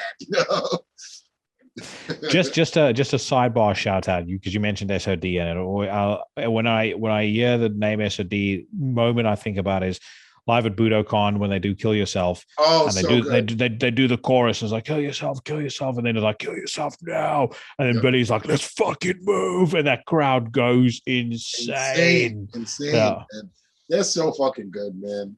They're so good. I wish I could get a gig. I wish I could get a gig with MOD or SOD sometime soon. Oh, dude, he's an awesome fucking dude. yeah, and I agree. He's such a character on stage. Absolutely brilliant. A couple of other questions I had for you, and this is the fan in me asking this, but one of the things that you really noticed with Suffocation, kind of from Effigy of the Forgotten to Pierced from Within, there was kind of the shift to your lyrics taking like a harder, more realistic edge, which I really, really liked, because it was kind of, I've always just gravitated more to stuff that I personally feel I can relate to. Right. Yeah. So hearing stuff like the invoking and things like that, to me, was fucking brilliant. I loved the way that, one, I loved the way that Frank sung it, but also I like the realism and the grittiness to it. It's like, right. For me, that's more terrifying than somebody singing about some fucking zombie monster or something like that. Exactly. Well, was that something that also developed organically? Was there ever like a decision in the band, or a conscious decision in the band, to one, make the lyrics more realistic, but also for Frank's voice to become more clearly enunciated, so you could hear what he was singing? Actually, that was a big thing. Like, not necessarily in the context of like the writing of the lyrics, because in the beginning it was like we all had our heads stuck in a thesaurus trying to figure out different words, and bands like Carcass were doing that. Oh yeah. And so on and so forth. And that was like where our head was. And Frank, his head was like more Celtic Frost obituary. You know what I mean? Where like John Tardy would only have like 3 words he was saying the whole song. Frank was like, I can do that too, And it's like, okay, we get it. So over the course of time, we really wanted to we knew Frank was heavy, but we wanted to make it a little bit more legible so people could understand his words. But also in the same light, we wanted to make it a little bit more grounded, not so outlandish all over the place, not so many different words that you'd have to find a thesaurus to look up the fucking definition of it, just a little bit more grounded, a little bit more mature-ish type of outlook was what we were going for. And I mean, he did a great job from that point on, obviously. Mm-hmm. But I mean, still to this day, that's what we would rather prefer. Like, we want to be able to hear somebody say something. We want to kind of try to still make the music memorable, even though it's going to have levels of technicality and brutal and thrash and, all mixed together in one lump sum, because that's really kind of what we are. But we do want to make it so that the vocals are powerful and still legible. Like, you're not having to worry about as much of what the person is pronunciating. You'll be able to remember their words. I was just about to say, though, because that's also part of what makes a song memorable. Like, I've already, I've quoted a couple of stuff here. Like think of, that awesome lyric of Pierce from Within. Human life means little to me. It's like, yeah, exactly. But again, I feel like so many death metal bands, especially modern death metal bands, that do like the super deep guttural vocals that you can't hear a single word the person's saying, they forget that the hook very often is in the voice, or in the way the chorus is sung, or in the way that the word is phrased. Like, that almost comes back to like hip hop for me. And I've spoken about that on the show before. And I was like, I feel like every death metal singer needs to listen to the way that somebody like, listen to like that Eric B. and Rakim track I was talking about earlier. No Omega. The way they kind of phrase things and the rhythm they put into it, it's so much more impactful to me than just going. Exactly. I mean, there's more to music than just being like, guttural or pig squealy or screamy. It for me, like somebody like, let's say Brett Hoffman from Malevolent Creation, God rest his soul too. He was really very dynamic. Of course, he was brutal as fuck, but he still had like the really high raspy screams. He could do the lows. He was in the mid-range. He was pronunciating his vocals well. There's things that you could just catch on to that, like, just, he was dynamic. You know what I mean? Yeah. That's where he wasn't just like a monotonal thing like Frank. And Frank was good, being that was his style. You know what I mean? And it's something that we really, pride ourselves on in Suffocation, knowing that that's our thing, But still, in the same light, it's like we're always trying to do something better. We always want to make people like remember our riffs. We want them to remember a verse or a chorus or something like that, and it'd be cool and still maintain all the technicality and the speed and the heavy chunking stuff and all the rest of that. So, I mean, really, it's a fine line, and we as a band, us sitting together and talking about how we structure our music and things like that, we want to have those elements in pretty much everything that we do. We want it. Some songs aren't going to be like that. Some songs will be 2.5 minutes. You know what I mean? Just because they're super aggressive and that's yeah. You know, we want to have that kind of impact, but we also want to still have it where you're going to remember a riff, or when the part comes up that you know it's coming, so that you can get that vibe and everybody can, you know, kind of interact with the band together in that standpoint. So something memorable, you know. We don't want to, like, we've already done like the Breeding the Spawn super technical underground production. We've done the Pierce Within, the technical thrashing production. We've done the Effigy, the break. So you know, for us to keep our creative juices flowing, we change a little bit. Yeah. But I think now that we're a little bit more mature, we do want to have our writing and our process of writing be more mature. You know what I mean? It was great back in the day when everybody was like just feeding off of each other. We got a riff, we're gonna fucking do it, yeah, you know. But nowadays it's like, okay, we've done that kind of stuff. Yeah, I still want to riff. Yeah, I still want to heavy, but I'm gonna think it out a little bit more. You know, I'm gonna piece things together a little bit more tactfully. You know what I mean? I want there to be I want there to be things that build it up and break it down and build it up, and things that you can remember and sing to, things you can clap to, chant to, or whatever. Yeah, and you mentioned like the 2-minute song. It's also for me about sequencing a record. You know, again, I think something you guys have done very well. Souls to Deny for me is actually probably the best in terms of sequencing for me. Like, just end to end, the album works so well as like a single listen. I also feel that's something that's a lost art to a lot of bands nowadays. Yeah, because I think a lot of people just don't have a tape cassette anymore. No.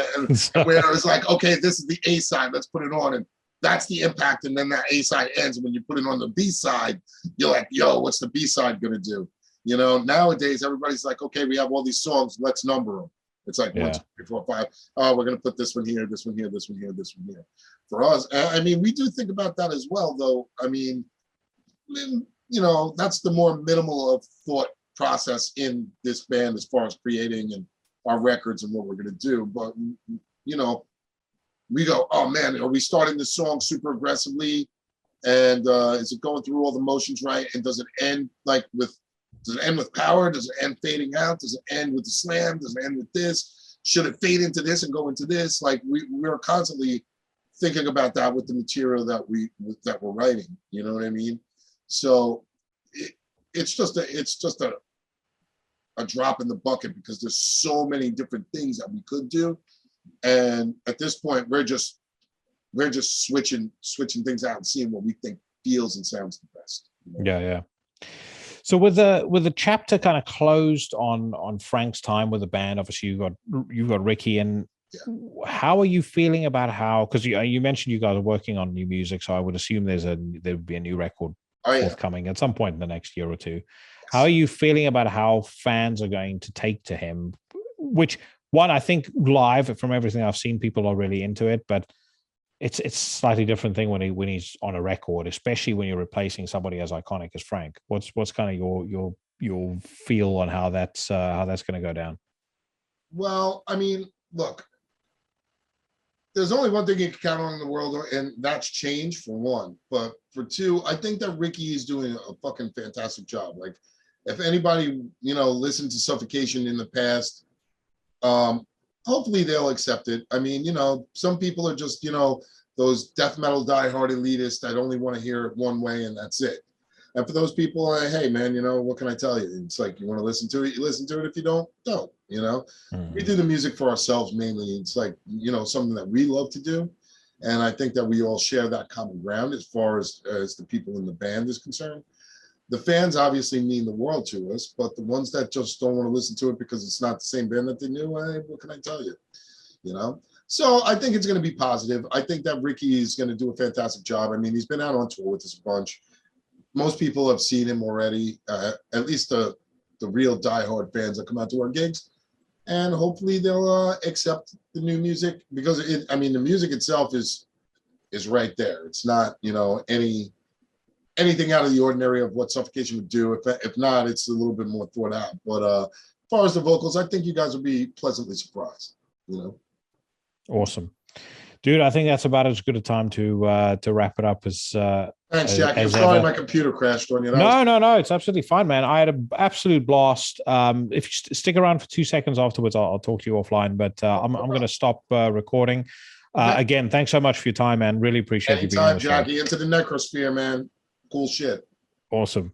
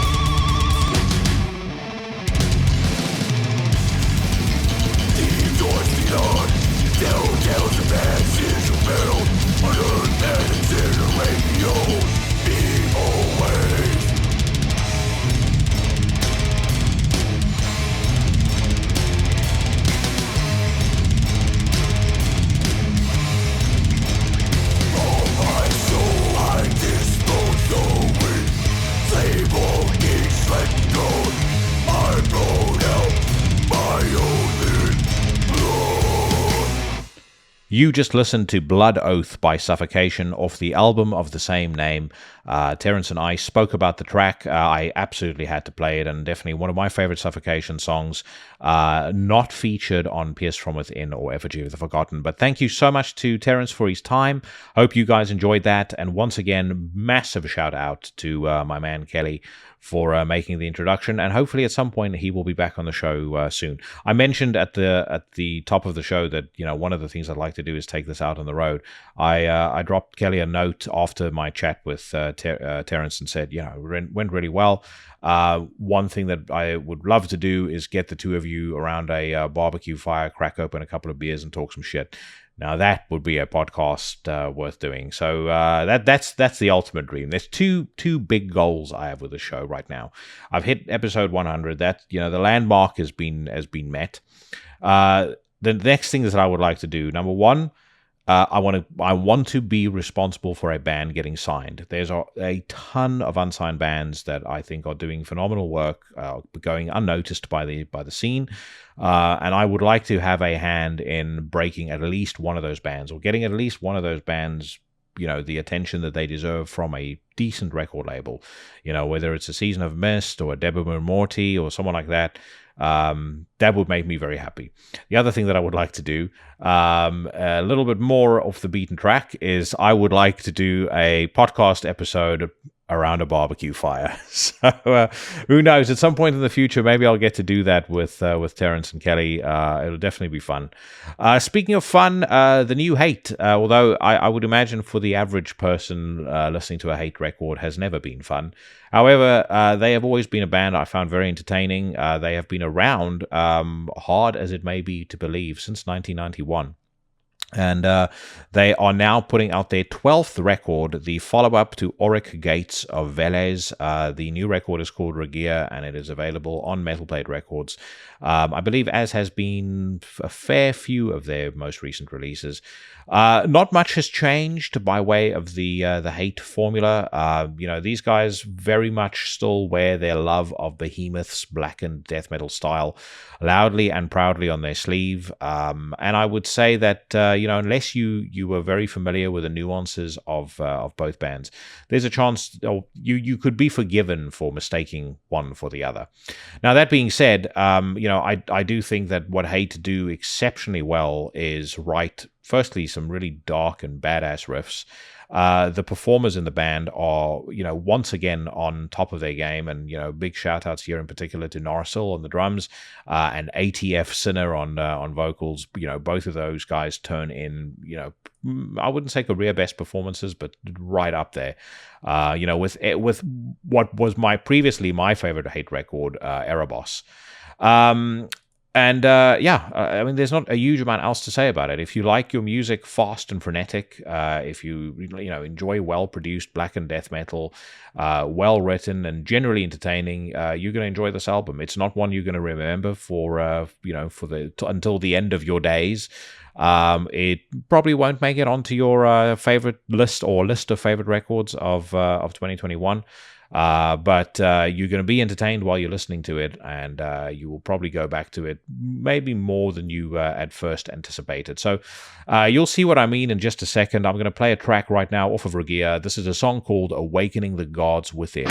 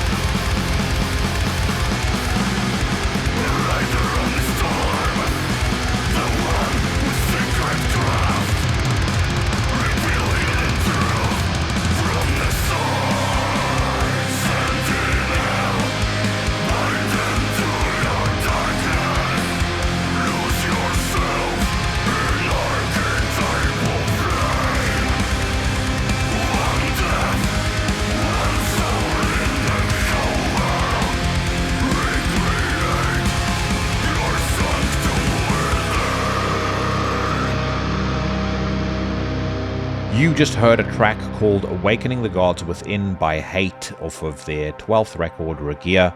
It's available right now on Metal Blade Records, and very entertaining, as I said, and definitely a record that, like I said, won't maybe make the best of lists in 2021, but if you like good riffs and you like you like your music aggressive and angry, you are definitely going to enjoy that. So too will you enjoy a band out of the UK called Heathen Deity. They've been around since 1998, but True English Black Metal is the name of their new record, and it's actually their first proper full-length. It follows on from a number of EPs that they've put out, dating all the way back to 2002. But clearly, having had kind of 2 decades worth of material to work on, refine, play live, they have pulled together a record that is both epic in length and I would say epic in delivery as well. There are 12 songs on here. The album is about 75 minutes long. It most definitely makes no secret of the fact that second wave black metal, in particular The Mysteries Dom Satanas by Mayhem, played a major influence in the conception of all of these songs. But it's really kind of, or that the love of that style of music is really used as a jumping off point, I think, more than anything else. There are, very clear tips of the hat to those songs, and then the songs tend to kind of, really sort of take on a life of their own, whether it's exploring old school thrash influences, new wave of British heavy metal influences, neo folk, or whatever the case may be. Each song is really distinct. Each song, takes you on a bit of a journey. This isn't just kind of pure blasting black metal from start to finish, which again, I really like. And it's a record that the more I come back to it, the more I'm enjoying it. What I particularly enjoy are the vocals of Dagon, who, he's got a pretty hefty black metal rasp. But he also, as the record goes on, showcases that he's able to do a lot more than that. The clean singing, for example, at the end of the second track, Burn in Satan's Name, is fucking fantastic.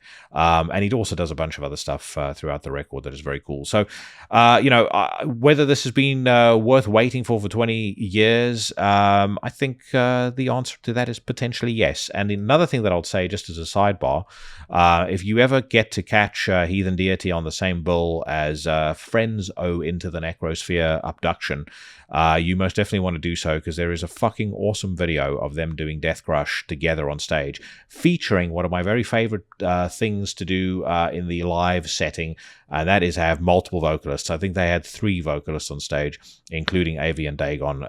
It's exactly the kind of glorious chaos that you can imagine. But speaking of glorious chaos, I'm going to play one of my favorite tracks off True English Black Metal for you right now. This is a song called The Flames of Gathering Darkness.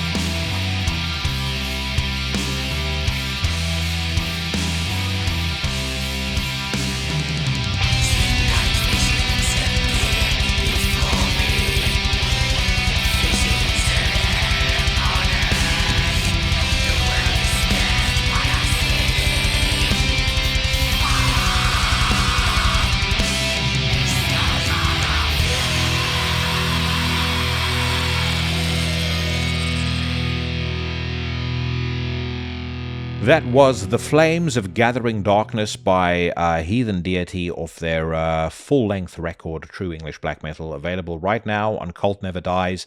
For sure, go and check them out. And if you really like what you heard, get ready to be happy, because I will most likely have Dagon on the show at some point in the not-too-distant future. So good stuff there. They made us wait for 2 decades, but like I said, the wait was well worth it.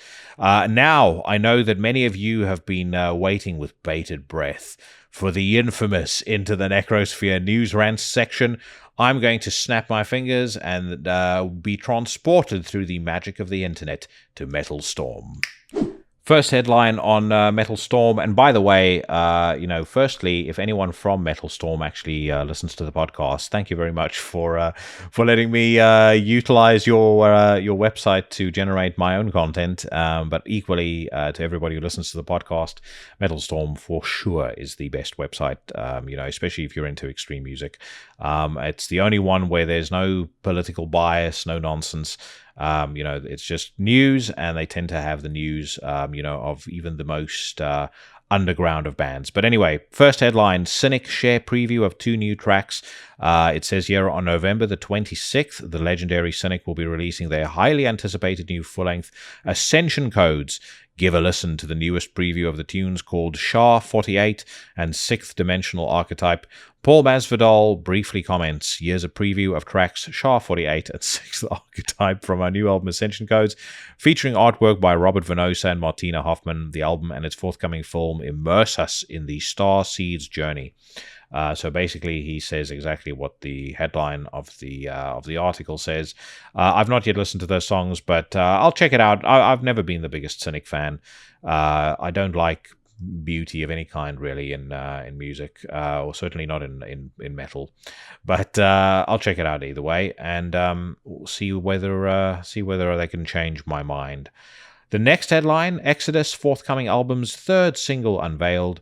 1 month prior to the release of their 11th studio album, Persona Non Grata, the mighty Exodus present a lyric video for the advanced single, The Years of Death and Dying. Check it out. Everything I've heard so far of this new Exodus sounds pretty damn good. Like I said, most important, I'm just glad to hear that Tom is doing well, it'll be good to see, or hopefully he's on tour with him when this record gets put out. Equally glad to see that Gary is carrying on with music post Slayer. I keep hearing about this, and this will probably come up when I look at the Democrats' Guide to Rock Music in a little bit. But I keep hearing about Kerry talking about his new project, and as far as I know, Phil Anselmo is supposed to sing in that project. So I'm curious to hear what that's going to sound like. If it's Kerry's typical chug, chug, chug, 3 notes, chug, chug, chug riffs that he's been writing since Divine Intervention, I've no interest in hearing any of that muck. But, if he's going to actually do something decent, then, should be fun. Zeal and Ardor, new single out. Zeal and Ardor, most overrated band, maybe in the metal scene right now. Hate, I've already spoken about their new record. Whitechapel dropped new single. Moving on. I know that I've already spoken about it on prior episodes, but that style of metal where, the gargling vocals and the kind of deathcore stuff, there's a couple of bands who can do that well, but for the most part, I just find it to be so extraordinarily boring. I can't even begin to tell you. Anyway. Necromantia in the immortal pronunciation of Sakis of Rotting Christ. New album streaming in full. Black metal legends Necromantia are now offering an early stream of their latest and final opus, To the Depths We Descend. The Greek Pioneers' farewell album is officially being released tomorrow, but you can listen to it now in its entirety through the YouTube play below. Not listened to it yet. I will do. I know that they.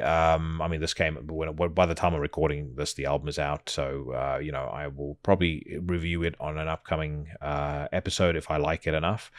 But that's pretty much all I have to say about that. The reading the article, frankly, was just a reason to say necromantia. Emma Ruth Rundle launches new single, Euro Tour confirmed. Don't care so much about Emma Ruth Rundle. I do care about Chelsea Wolfe very much, and that single that they did together some time back was fantastic, and it sounds particularly fantastic on the old Jackson Hi-Fi. Update to that, there's two new things that I'm getting added to the system. So I'm getting an Anthem AVM70 surround sound processor that's replacing my Arkham AV40. And I am also adding to my DAC stack a Chord Hugo M scaler. An M scaler is basically a device that scales up the resolution of your music. So it takes it from, I think it can take it all the way, well, it can scale it up by something like 16 times, which basically makes the music just sound way more enveloping. The sound stage is bigger. You get a lot more detail out of it, and it just sounds fantastic. So nerd talk over, but for those of you that are interested in my hi-fi journey, I thought I would just mention that. Knocked Loose, another extraordinarily overrated band, have put out a brand new surprise EP called A Tear in the Fabric of Life.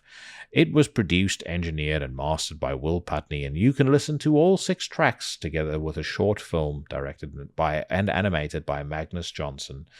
Not seen it, not heard it, probably won't do either. Cannibal Corpse announced US tour dates. No surprise there. Death metal legends Cannibal Corpse have unveiled a headlining US touring plan in February and March next year. Joining them on the road will be Yawn Chapel, Revocation, and Shadow of Intent. Yeah.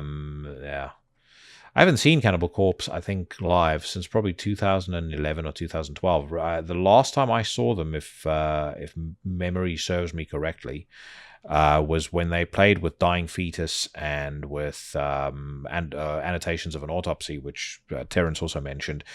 That was a tremendous show, but I will say that Annotations, for my money, they were the band of the evening, without a doubt. There was just something. I mean, I know this is rich coming from me saying that I don't like deathcore, but I mean, they were just a band that did stuff. The way that they did their songs and the way they play live, I just loved. There was like a Neanderthal element to it that is just super entertaining, and I can't remember the name of their vocalist, but he's just a fucking beast on stage. I remember seeing them play once, and he was basically doing like the Ultimate Warrior overhead press with people on, coming on stage and then tossing them back into the audience. So he's also strong as fuck. Yeah, great stuff, and a very fun night that I remember it fondly. Frida Hammer, I think, if memory serves me correctly, Viperous was in my top albums of last year. After releasing their critically acclaimed third full-length Viperous last year, black death metal formation Frida Hammer revealed that they are currently hard at work on their next studio album.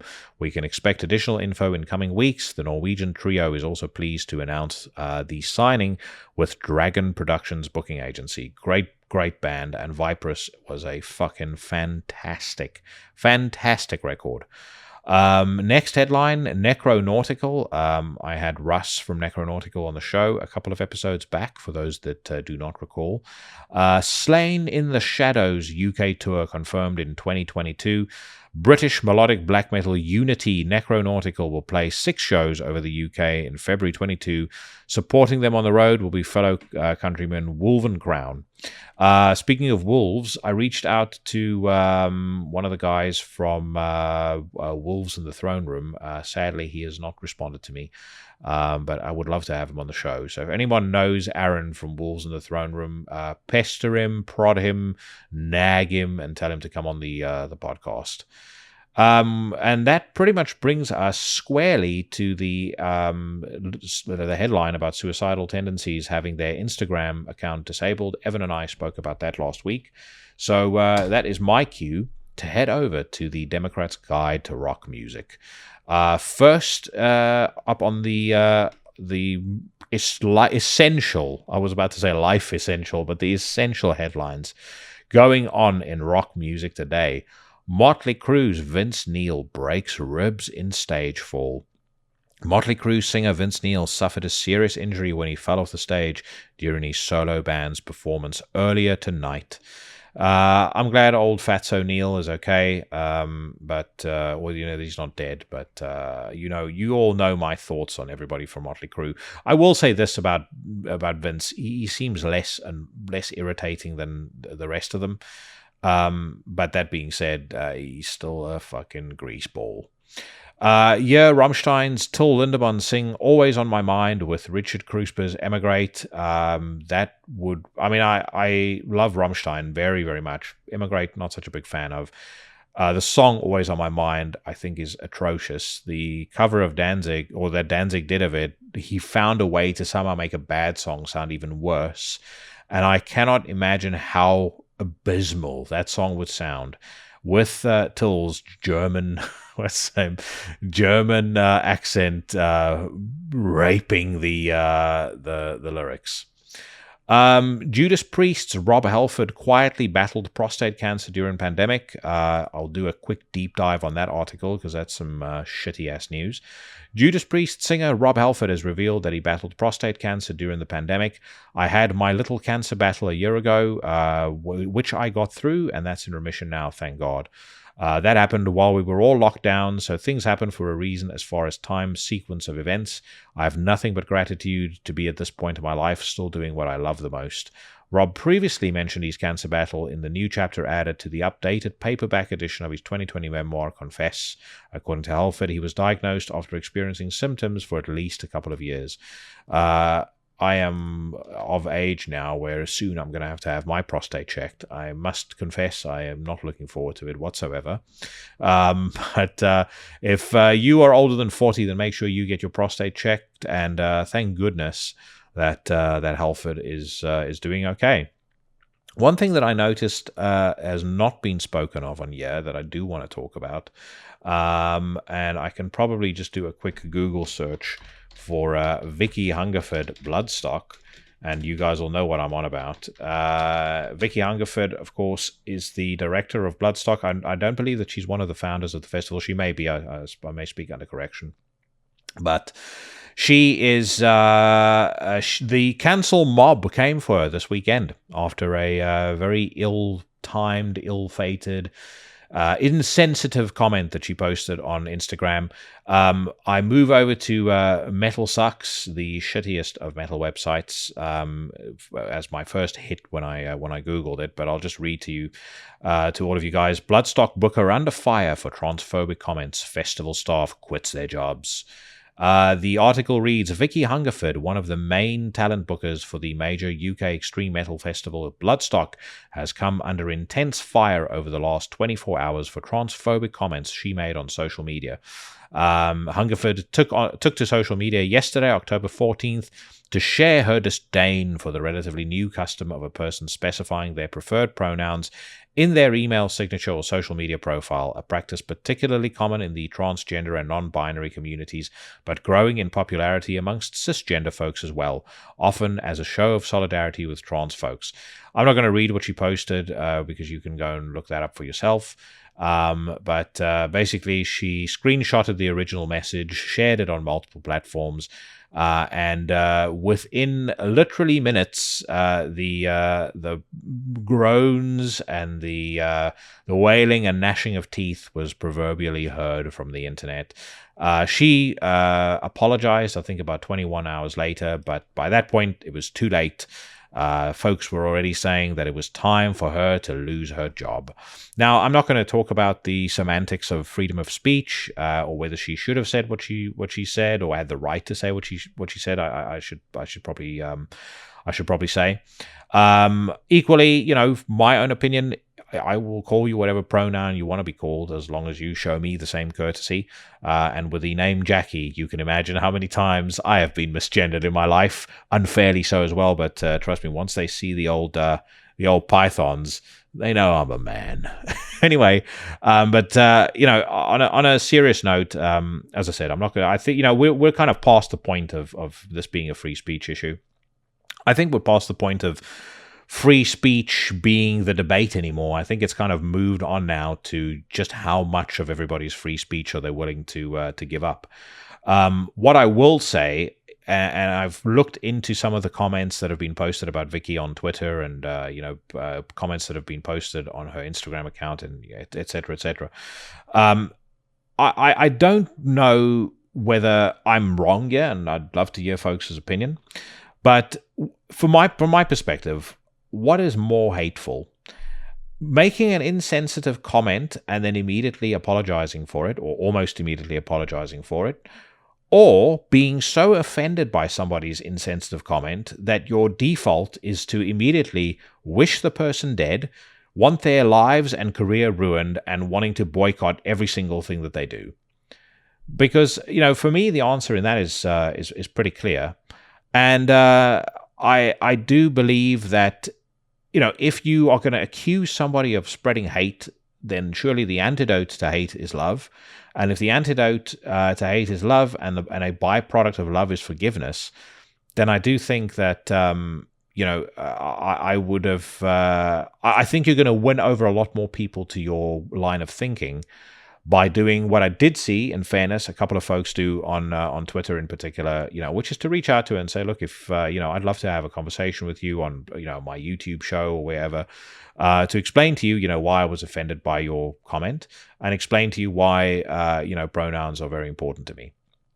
That to me is, I think, a far better way to deal with it than to literally immediately go, the board of directors at Bloodstock should fire her. I mean, I doubt very much that Bloodstock has a board.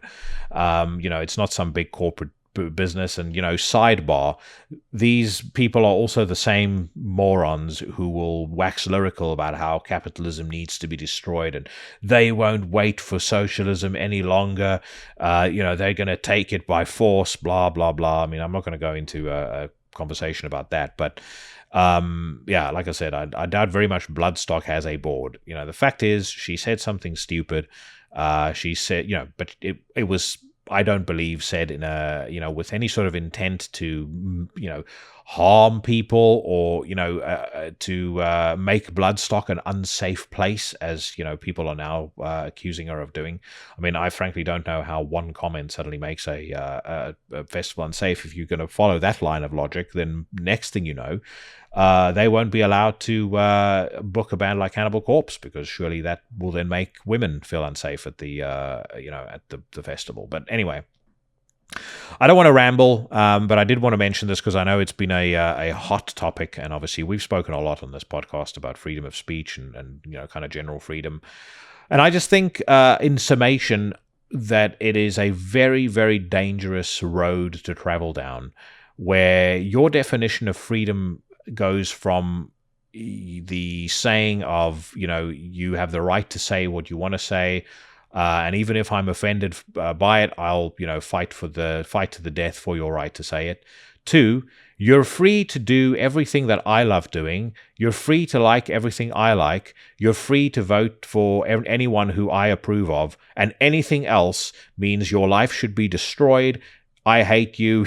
You're scum. You should die of cancer, etc., etc., etc. Because that's what online culture has become.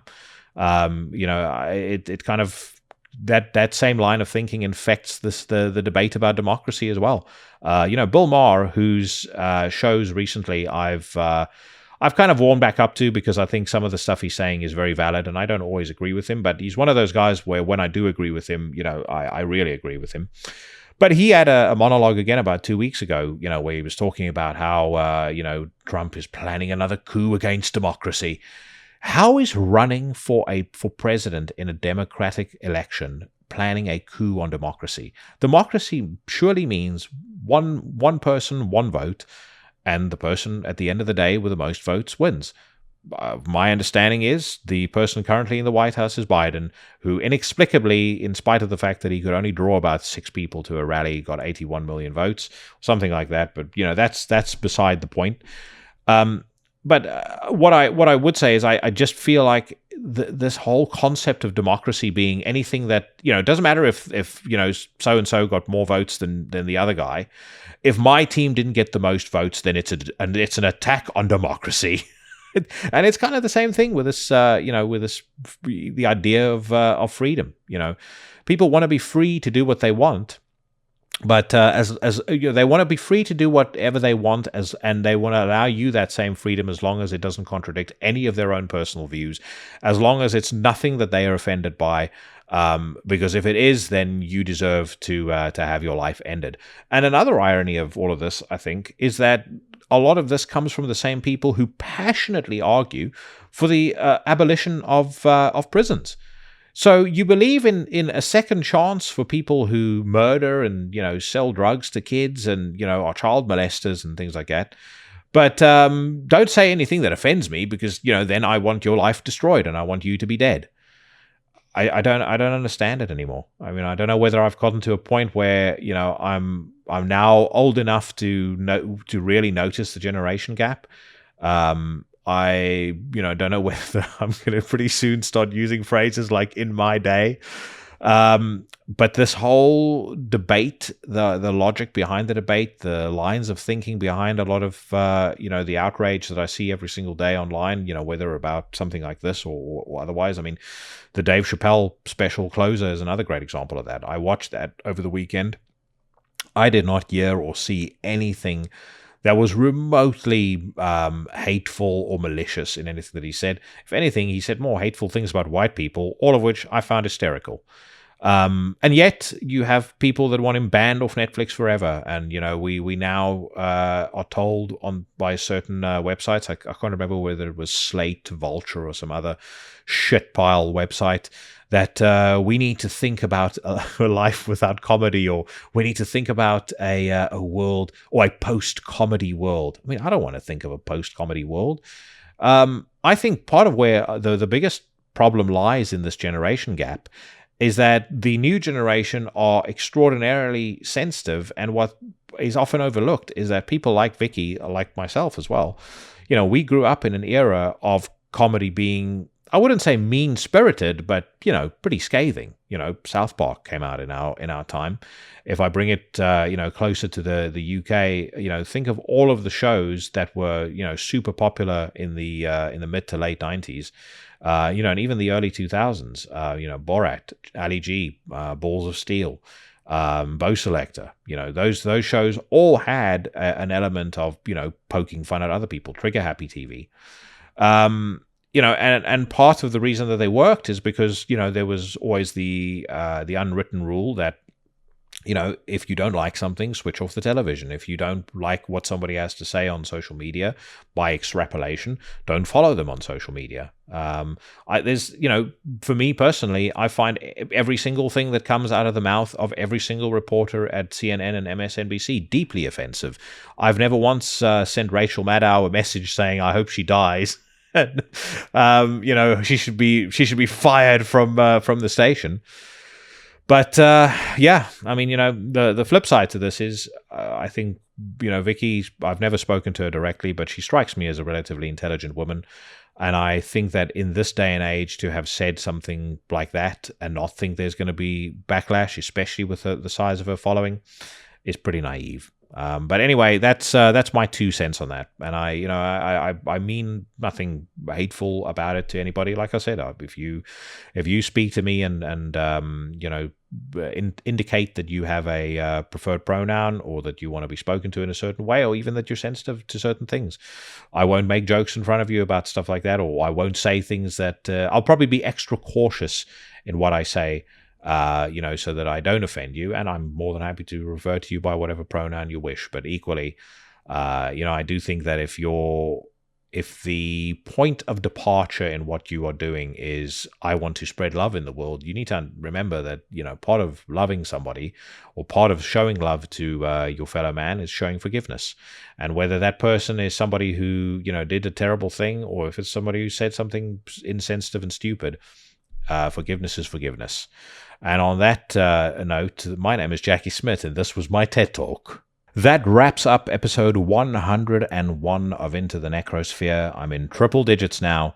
And if you've made it all the way to this point in the podcast, thank you so much for listening. I hope you guys enjoyed the show. And I will be back next week with a guest yet to be announced. I know it is. I actually have two pretty big guests, both with interviews confirmed. If both of those happen, I think you guys are going to be awfully happy. And then I think I've got about 8 more episodes left until the end of the year. So my last episode this year will be December the 8th. It'll be the final installment of my Best of 2021 series, because after that, I will be in the air and off to South Africa, where I will be proposing to my girlfriend, for starters. Secondly, going on safari. Thirdly, hanging with some of my friends who I've not seen for ages, including my buddy Lo, who I did the Woodstock 99 special with, and doing all sorts of other fucking cool shit. And if you follow me on social media, you will get to see some of it. But again, thank you to Terrance. Check out Suffocation if you've not yet done so. Frankly, if you've not yet done so, you probably have no business listening to this podcast. Also, check out Death, Epiphany, Heathen Deity, and Hate, the bands I featured on the show.